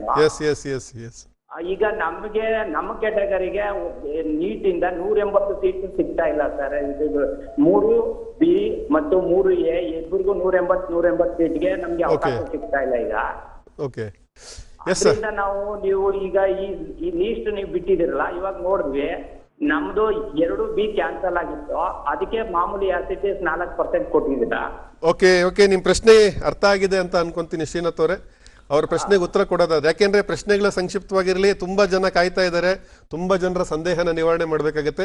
ಹೇಳಿ ಸರ್, ಸಂಕ್ಷಿಪ್ತವಾಗಿ ಹೇಳ್ತೀರಾ? ಮೊದಲನೇದಾಗಿ ಹೇಳ್ಬೇಕು ಅಂತಂದ್ರೆ ಪ್ರಾಧಿಕಾರದಿಂದ ಸೀಟ್ ಮ್ಯಾಟ್ರಿಕ್ಸ್ ಅನ್ನ ನಿಗದಿಪಡಿಸೋದಿಲ್ಲ. ಆಯಾ ಇಲಾಖೆಯಿಂದ, ವೈದ್ಯಕೀಯ ಇಲಾಖೆಯಿಂದ, ವೈದ್ಯಕೀಯ ಶಿಕ್ಷಣ ಇಲಾಖೆಯಿಂದ ನಮಗೆ ಮೆಡಿಕಲ್ ಡೆಂಟಲ್ ಬರುತ್ತೆ, ಮತ್ತೆ ಆಯುಷ್ ಇಂದ ಡಿಪಾರ್ಟ್ಮೆಂಟ್ ಇಂದ ಆಯುಷ್ ಸೀಟ್ಗಳು ಬರ್ತದೆ, ಇಂಜಿನಿಯರಿಂಗ್ ಅಂತಂದ್ರೆ ಹೈಯರ್ ಎಜುಕೇಶನ್ ಇಂದ ಬರುತ್ತೆ. ಸೊ ಈ ರೀತಿ ಆಯಾ ಇಲಾಖೆಯಿಂದ ಬರತಕ್ಕಂಥ ಸೀಟ್ ಮ್ಯಾಟ್ರಿಕ್ಸ್ ಅನ್ನ ಅಳವಡಿಸಿಕೊಂಡು ಮೆರಿಟ್ ಆಧಾರದ ಮೇಲೆ ಸೀಟು ಹಂಚಿಕೆಯನ್ನು ನಾವು ಮಾಡ್ತೇವೆ. ಸೊ ಈ ಕ್ಯಾಟಗರಿಗೆ ಇಷ್ಟು, ಈ ಕ್ಯಾಟಗರಿಗೆ ಇಷ್ಟು ಅನ್ನೋದ್ರ ಬಗ್ಗೆ ನಮಗೆ ನಾವು ಸಿದ್ಧಪಡಿಸೋದಿಲ್ಲ. ಇದು ನಿಮ್ಮ ಎಸ್ ಸರ್. ಈಗ ಚಿಕ್ಕನ್ ಗೌಡ್ರು ಕರೆ ಮಾಡಿದ್ದಾರೆ. ನಮಸ್ತೆ ಗೌಡ್ರೆ. ನಮಸ್ಕಾರ ಸರ್. ನಿಮ್ಮ ಪ್ರಶ್ನೆ ಕೇಳಿ, ನೇರವಾಗಿ ಪ್ರಶ್ನೆಗೆ ಬನ್ನಿ ಸರ್. ಈ ಸಲ ಇದು ಫೀಸ್ ಹೆಚ್ಚಳ ಆಗ್ಬೋದು ಸರ್ ಅಂತ ಕೇಳ್ತೀನಿ. ಮಾತಾಡಿ, ನೀವು ನೇರವಾಗಿ ಪ್ರಶ್ನೆಗೆ ಬನ್ನಿ, ಮಾತಾಡಿ ಸರ್. ವೈದ್ಯಕೀಯ ಶುಲ್ಕ ಹೆಚ್ಚಳ ಆಗ್ಬೋದು ಸರ್. ಶುಲ್ಕ ಹೆಚ್ಚಳ ಮಾಡ್ತಾರ ಏನು ಅನ್ನುವಂತ ಪ್ರಶ್ನೆ ಕೇಳ್ತಾ ಇದ್ದಾರೆ ಸರ್. ಏನ್ ಹೇಳ್ತೀರಾ ಸರ್? ಸರ್, ವೈದ್ಯಕೀಯ ಕಾಲೇಜುಗಳಲ್ಲಿ ಸರ್ಕಾರಿ ಕೋಟಾ ಸೀಟುಗಳಿಗೆ ಮತ್ತು ಪ್ರೈವೇಟ್ ಕೋಟಾ ಸೀಟುಗಳಿಗೆ ಯಾವುದೇ ಸೀಟಲ್ಲಿ ಹೆಚ್ಚಳವಿಲ್ಲ. ಕಳೆದ ಸಾಲಿನಲ್ಲಿ ಏನು ಶುಲ್ಕವನ್ನು ನಿಗದಿ ಮಾಡಲಾಗಿತ್ತು ಅದೇ ಶುಲ್ಕವನ್ನು ಈ ಸಾಲಿಯೂ ಕೂಡ ಮುಂದುವರಿಸಲಾಗಿದೆ. ಸೊ ಹಾಗಾಗಿ ಯಾವುದೇ ಹೆಚ್ಚಳವಿಲ್ಲ, ಯಾರಿಗೂ ಆತಂಕ ಬೇಡ ಅಂತ. ಈಗ ಶ್ರೀದೇವಿ ಅವರು ಬೆಂಗಳೂರಿಂದ ಕರೆ ಮಾಡಿದ್ದಾರೆ. ನಮಸ್ತೆ ಶ್ರೀದೇವಿ ಅವರೇ, ನಿಮ್ ಪ್ರಶ್ನೆ ಕೇಳಿ. ನಮಸ್ತೆ ಸರ್. ಮಾತಾಡಿ ಅಮ್ಮ. ಸರ್, ನಮ್ದು ಜನರಲ್ ಕ್ಯಾಟಗರಿಯಲ್ಲಿ ಬರ್ತೀವಿ ನಾವು. ಓಕೆ. ನಮ್ಮ ಮಗಂದು 88,000 ರ್ಯಾಂಕಿಂಗ್ ಅಲ್ಲಿ ಇದ್ದಾನೆ ನೀಟು. ಸಿಇಟಿ ಬಂದು 4,000 ರ್ಯಾಂಕಿಂಗ್ ಅಲ್ಲಿ ಇದ್ದಾನೆ. ನಮ್ಗೆ ನೀಟ್ ಸಿಗತ್ತಾ ಇಲ್ವಾ ಅನ್ನೋ ಒಂದು ಡೌಟ್ ಅಲ್ಲಿ ಇದೀವಿ. ನಾವು ಅರೇಂಜ್ ಮಾಡ್ಬೇಕಾದ್ರೆ ಹೇಗೆ ಅರೇಂಜ್ ಮಾಡ್ಬೇಕು ಕಾಲೇಜು, ನಮಗ್ ಸಿಗತ್ತಾ ಇಲ್ವಾ ಅಂತ. ಈಗ ನಿಮ್ದು ಆಸಕ್ತಿ ನೀಟಲ್ಲಿ 88,000 ಇದೆ, 4,000 ನಲ್ಲಿ ಇಂಜಿನಿಯರಿಂಗ್ ರ್ಯಾಂಕ್ ಇದೆ ಅಂತ. ಈಗ ನೀವು ಲಾಸ್ಟ್ ಕಳೆದ ವರ್ಷದಲ್ಲಿ, ಈಗ ಕಳೆದ ವರ್ಷದ ಏನ್ ಮೆಡಿಕಲ್ ಸೀಟ್ ಇತ್ತು ಆಲ್ಮೋಸ್ಟ್ ಆಲ್ ಸೇಮ್ ಇದೆ. ಇನ್ನೂ ಸ್ವಲ್ಪ ಒಂದು 200 ಸೀಟ್ ಕಡಿಮೆನೆ ಆಗಿದೆ ಅಲ್ವಾ ಸರ್? ಆಲ್ ಇಂಡಿಯಾ ಕೋಟಾ ಏನಿವೆ ನಮಗೆ ಬರ್ತಿರ್ಲಿಲ್ಲ. ಓಕೆ, ಕಳೆದ ವರ್ಷ ಏನಿದೆ ಕರ್ನಾಟಕದ ಮೇಂಟೈನ್ ಆಗಿದೆ, ಅಷ್ಟೇನೆ ಇದೆ. ನೀವು ನೋಡಿ ಅಮ್ಮ, ನಿಮ್ಗೆ ಸಲಹೆ ಅಂದ್ರೆ ನಾನು ಇಷ್ಟೇನೆ ಸಿಗುತ್ತೆ ಅಂತ ಹೇಳಲ್ಲ, ಬಟ್ ನನ್ನ ಸಲಹೆ ಎಲ್ಲ ಮೆಡಿಕಲ್ ಆಸ್ಪಿರೆಂಟ್ಸ್ಗೆ, ನಿಮಗೆ ಮಾತ್ರ ಅಲ್ಲ. ಕಳೆದ ವರ್ಷದ್ದು ತುಂಬಾ ಈಸಿ ಇತ್ತು, ರ್ಯಾಂಕು ತುಂಬಾ ಮೇಲ್ ನಿಂತಿತ್ತು. ಈ ವರ್ಷ ನೀಟ್ ಪರೀಕ್ಷೆ ಸಹ ಕಷ್ಟ ಇತ್ತು, ಹಾಗಾಗಿ ಸರಿ ರ್ಯಾಂಕ್ ತುಂಬಾ ಕಡಿಮೆಗೆ ಬರ್ಬೋದು. ಈ ತರದೆಲ್ಲ ಚರ್ಚೆಗಳು ಹೊರಗಡೆ ಆಗ್ತಾ ಇದೆ. ಈಗ ನಿಮ್ದು 88,000 ನೀಟ್ ಇದೆ, ತಮ್ಗೆಲ್ಲ ಗೊತ್ತಿದೆ. ಸರ್ಕಾರಿ ಮೆಡಿಕಲ್ ಕಾಲೇಜಲ್ಲಿ ಸರ್ಕಾರಿ ಸೀಟ್ಗಳು ಮಾತ್ರ ಇರುತ್ತೆ.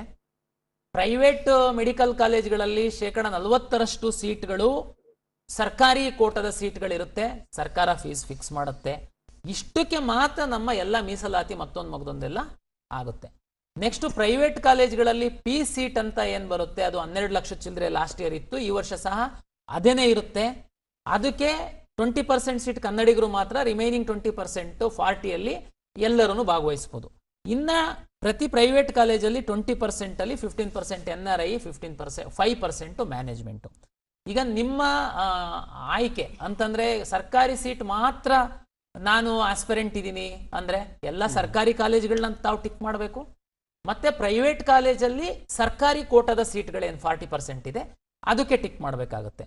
ಜೊತೆಗೆ ಇಲ್ಲ ಸ್ವಲ್ಪ 12.5 ಲಕ್ಷದಷ್ಟು ನಾನು ಪೇ ಮಾಡೋದಕ್ಕೆ ಸಿದ್ಧ ಇದ್ದೀನಿ ನಾನು ಅಂತಂದ್ರೆ ಅದು ಎಲ್ಲ ಪ್ರೈವೇಟ್ ಕಾಲೇಜಲ್ಲಿ 12.5 ಲಕ್ಷದ್ದು ಸೀಟ್ ಏನಿದೆ ಅದನ್ನ ತಾವು ಟಿಕ್ ಮಾಡಬೇಕಾಗುತ್ತೆ. ಟಿಕ್ ಮಾಡುವಂತ ಸಂದರ್ಭದಲ್ಲಿ ಹೇಗೆ ನಾನು ಮಾಡುವಂಥದ್ದು, ಅದು ಸಿಕ್ಬಿಡುತ್ತಾ ಇದು ಸಿಕ್ಬಿಡುತ್ತಾ, ಇದು ಏನು ನೀವು ಚಿಂತೆ ಮಾಡಬೇಡಿ.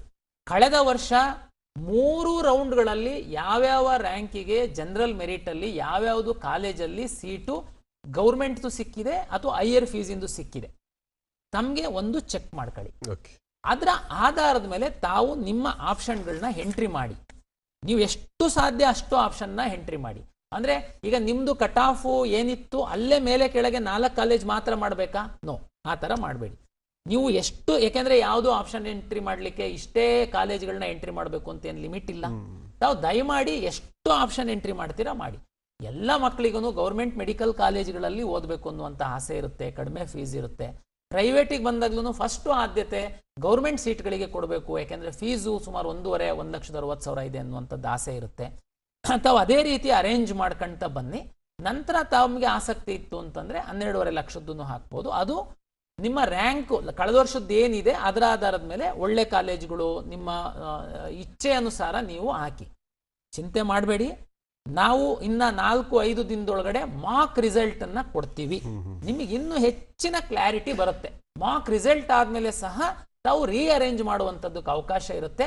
ಮೆಡಿಕಲ್ ಆಸ್ಪಿರೆಂಟ್ಸಿಗೆ ಎಲ್ಲರಿಗೆ ಅದು ತುಂಬಾ ಸಹಾಯ ಆಗುತ್ತೆ. ಮಾಕ್ ರಿಸಲ್ಟ್ ಆದ್ಮೇಲೆ ಅವಾಗ ನೀವು ಕರೆಕ್ಟ್ ನಿಮಗೊಂದು ಐಡಿಯಾ ಬರುತ್ತೆ, ನನ್ನ ಸ್ಥಾನ ಎಲ್ಲಿದೆ, ನಾನು ಏನಾದ್ರೂ ಸಣ್ಣ ಪುಟ್ಟ ಬದಲಾವಣೆ ಮಾಡ್ಬೇಕಾ ಅನ್ನುವಂಥದ್ದು ನಿಮಗೆ ಕ್ಲಾರಿಟಿ ಬರುತ್ತೆ. ಇದೆಲ್ಲರಿಗೂ ಬಹಳ ಒಂದು ಕಿವಿ ಮಾತು ಬಹಳ ತುಂಬಾ ಚೆನ್ನಾಗಿ ಹೇಳಿದ್ದಾರೆ ಸರ್. ಇದು ಪ್ರತಿಯೊಬ್ಬರಿಗೂ ಅನ್ವಯಿಸುವಂಥದ್ದು. ಇದನ್ನ ಎಲ್ಲರೂ ಕೂಡ ಪಾಲಿಸಿ ಅಂತಲೂ ಕೂಡ ಹೇಳ್ತಾ, ಈಗ ದಾವಣಗೆರೆಯಿಂದ ನೇತ್ರ ಅವರು ಕರೆ ಮಾಡಿದ್ದಾರೆ. ನಮಸ್ತೆ ನೇತ್ರ ಅವರೇ, ನಿಮ್ಮ ಪ್ರಶ್ನೆ ಕೇಳಿ. ಸರ್ ನಮಸ್ಕಾರ. ಮಾತಾಡಿ ಅಮ್ಮ. ಸರ್ ಈಗ ನಾಳೆ ಆಪ್ಷನ್ ಎಂಟ್ರಿಗೆ ಲಾಸ್ಟ್ ಡೇಟ್ ಅಂತ ಹೇಳಿದ್ದಾರೆ. ಬಟ್ ಆಯುಷ್ ಇನ್ನೂ ಆಪ್ಷನ್ಸ್ ಯಾವುದು ಎನೇಬಲ್ ಮಾಡಿಲ್ಲ. ಮತ್ತೆ ನಾವು 750 ರಿಜಿಸ್ಟ್ರೇಷನ್ ಕಟ್ಟಿ ಆಪ್ಷನ್ ಎಂಟ್ರಿ ಮಾಡ್ಕೋಬೇಕಾ, ಏನು ಹೆಂಗೆ ಮಾಡ್ಕೋಬೇಕು ಸರ್? ಈಗ ನಾನು ಇನ್ನ 3 ಆಯುಷು, ಯೋಗ ಅಂಡ್ ನ್ಯಾಚುರೋಪತಿ ಮತ್ತೆ ಯುನಾನಿ 3 ಸೀಟ್ ಮ್ಯಾಟ್ರಿಕ್ಸ್ ಬಂದಿಲ್ಲ. ನಾನು ನಿಮ್ ಲಾಗಿನ್ ನಲ್ಲಿ ಎನೇಬಲ್ ಮಾಡಿಲ್ಲ. ಒಂದು ಫಸ್ಟ್ ಪ್ರಶ್ನೆ, ನೀವು ಮತ್ತೆ ಆಪ್ಷನ್ ಎಂಟ್ರಿ ಮಾಡೋದಾದ್ರೆ 750 ಕಟ್ಟಬೇಕಾ? ನೋ.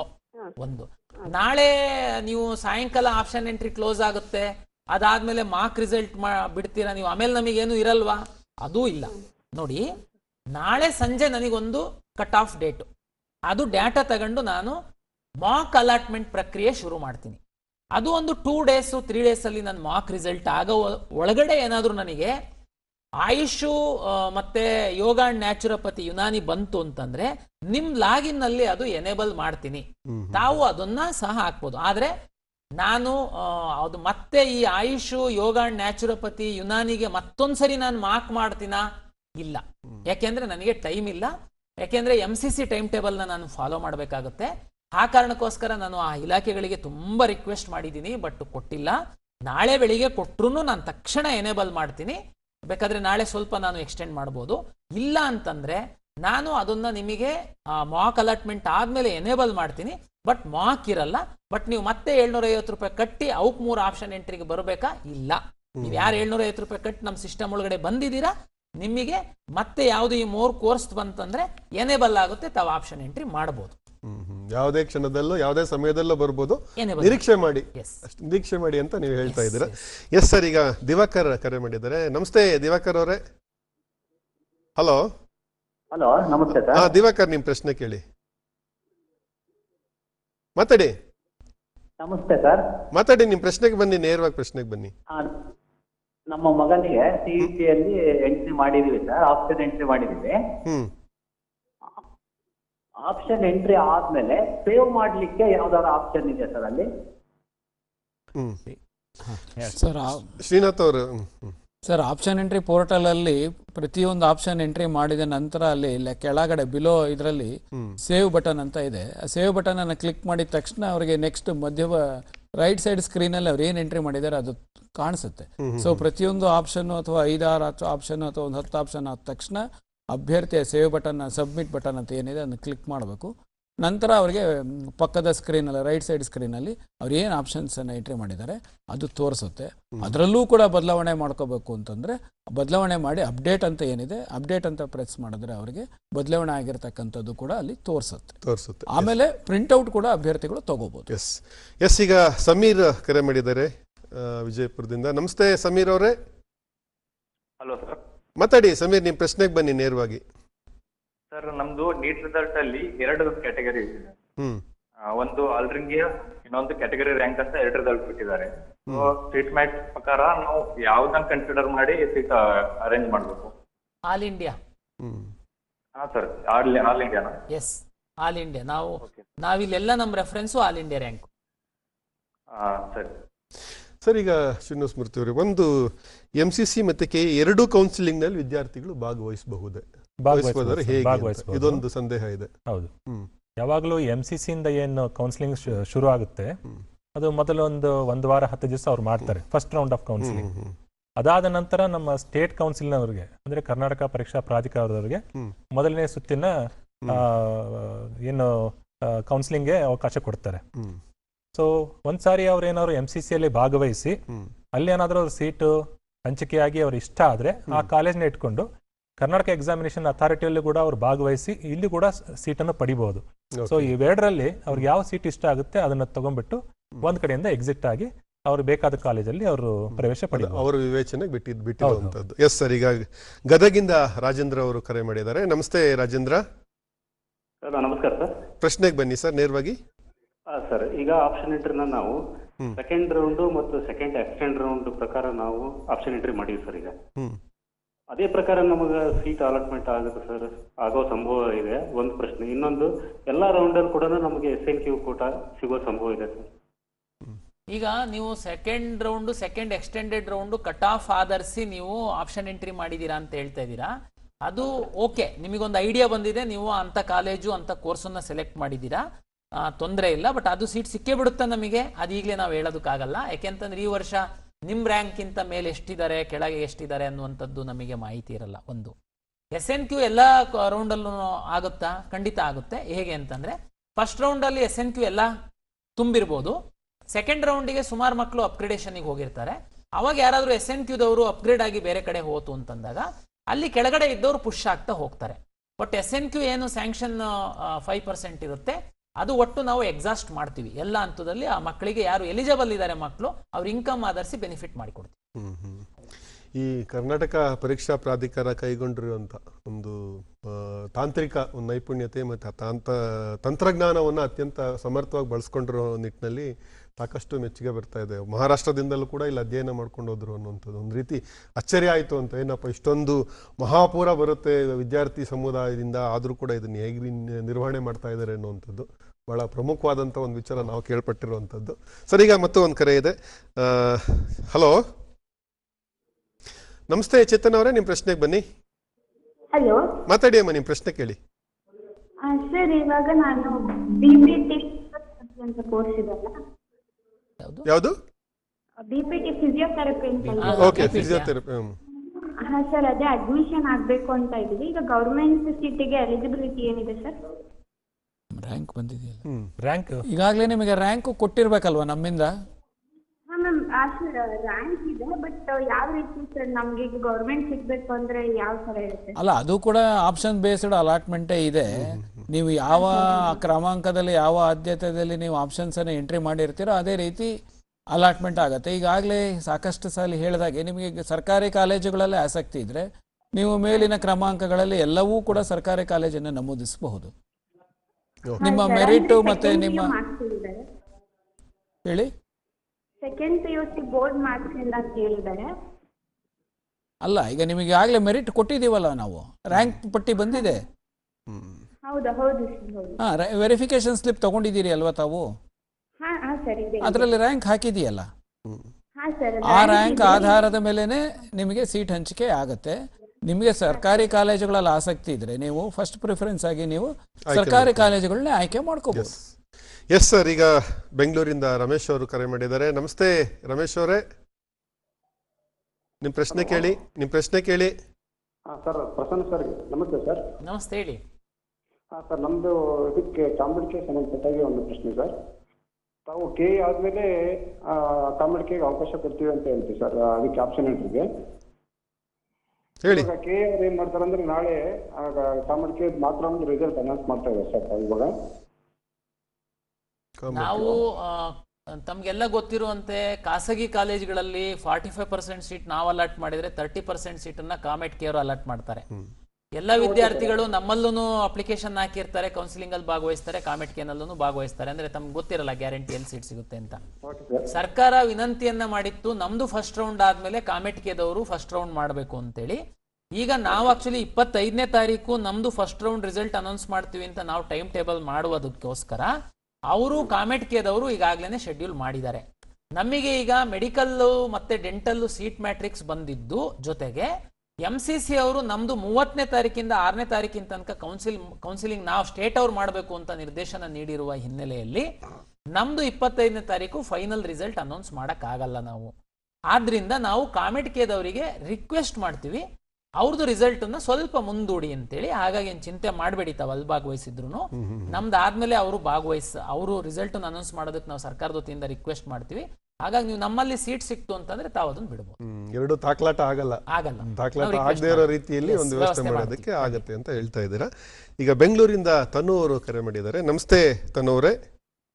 ನಮಸ್ಕಾರ ಸರ್. ನಿಮ್ ಪ್ರಶ್ನೆ ಕೇಳಿ ಅಮ್ಮ. ಇವಾಗ ನೀಟ್ ಅಲ್ಲಿ ಸೆಮಿ ಗವರ್ಮೆಂಟ್ ಅಲ್ಲಿ ಡೊನೇಷನ್ಸ್ ಸ್ವಲ್ಪ ನಮ್ಗೆ ಭಯ ಇದೆ ಸರ್. ಸೆಮಿ ಗವರ್ಮೆಂಟ್ ಸಿಕ್ಕಿದ್ರು ಕೆಲವೊಂದು ಕಾಲೇಜಲ್ಲಿ ತುಂಬಾ ಡೊನೇಷನ್ಸ್ ತಗೊಂತಾರೆ ಅಂತ ರಿಸರ್ಚ್ ಮಾಡಿದ್ಮೇಲೆ ಗೊತ್ತಾಯ್ತು.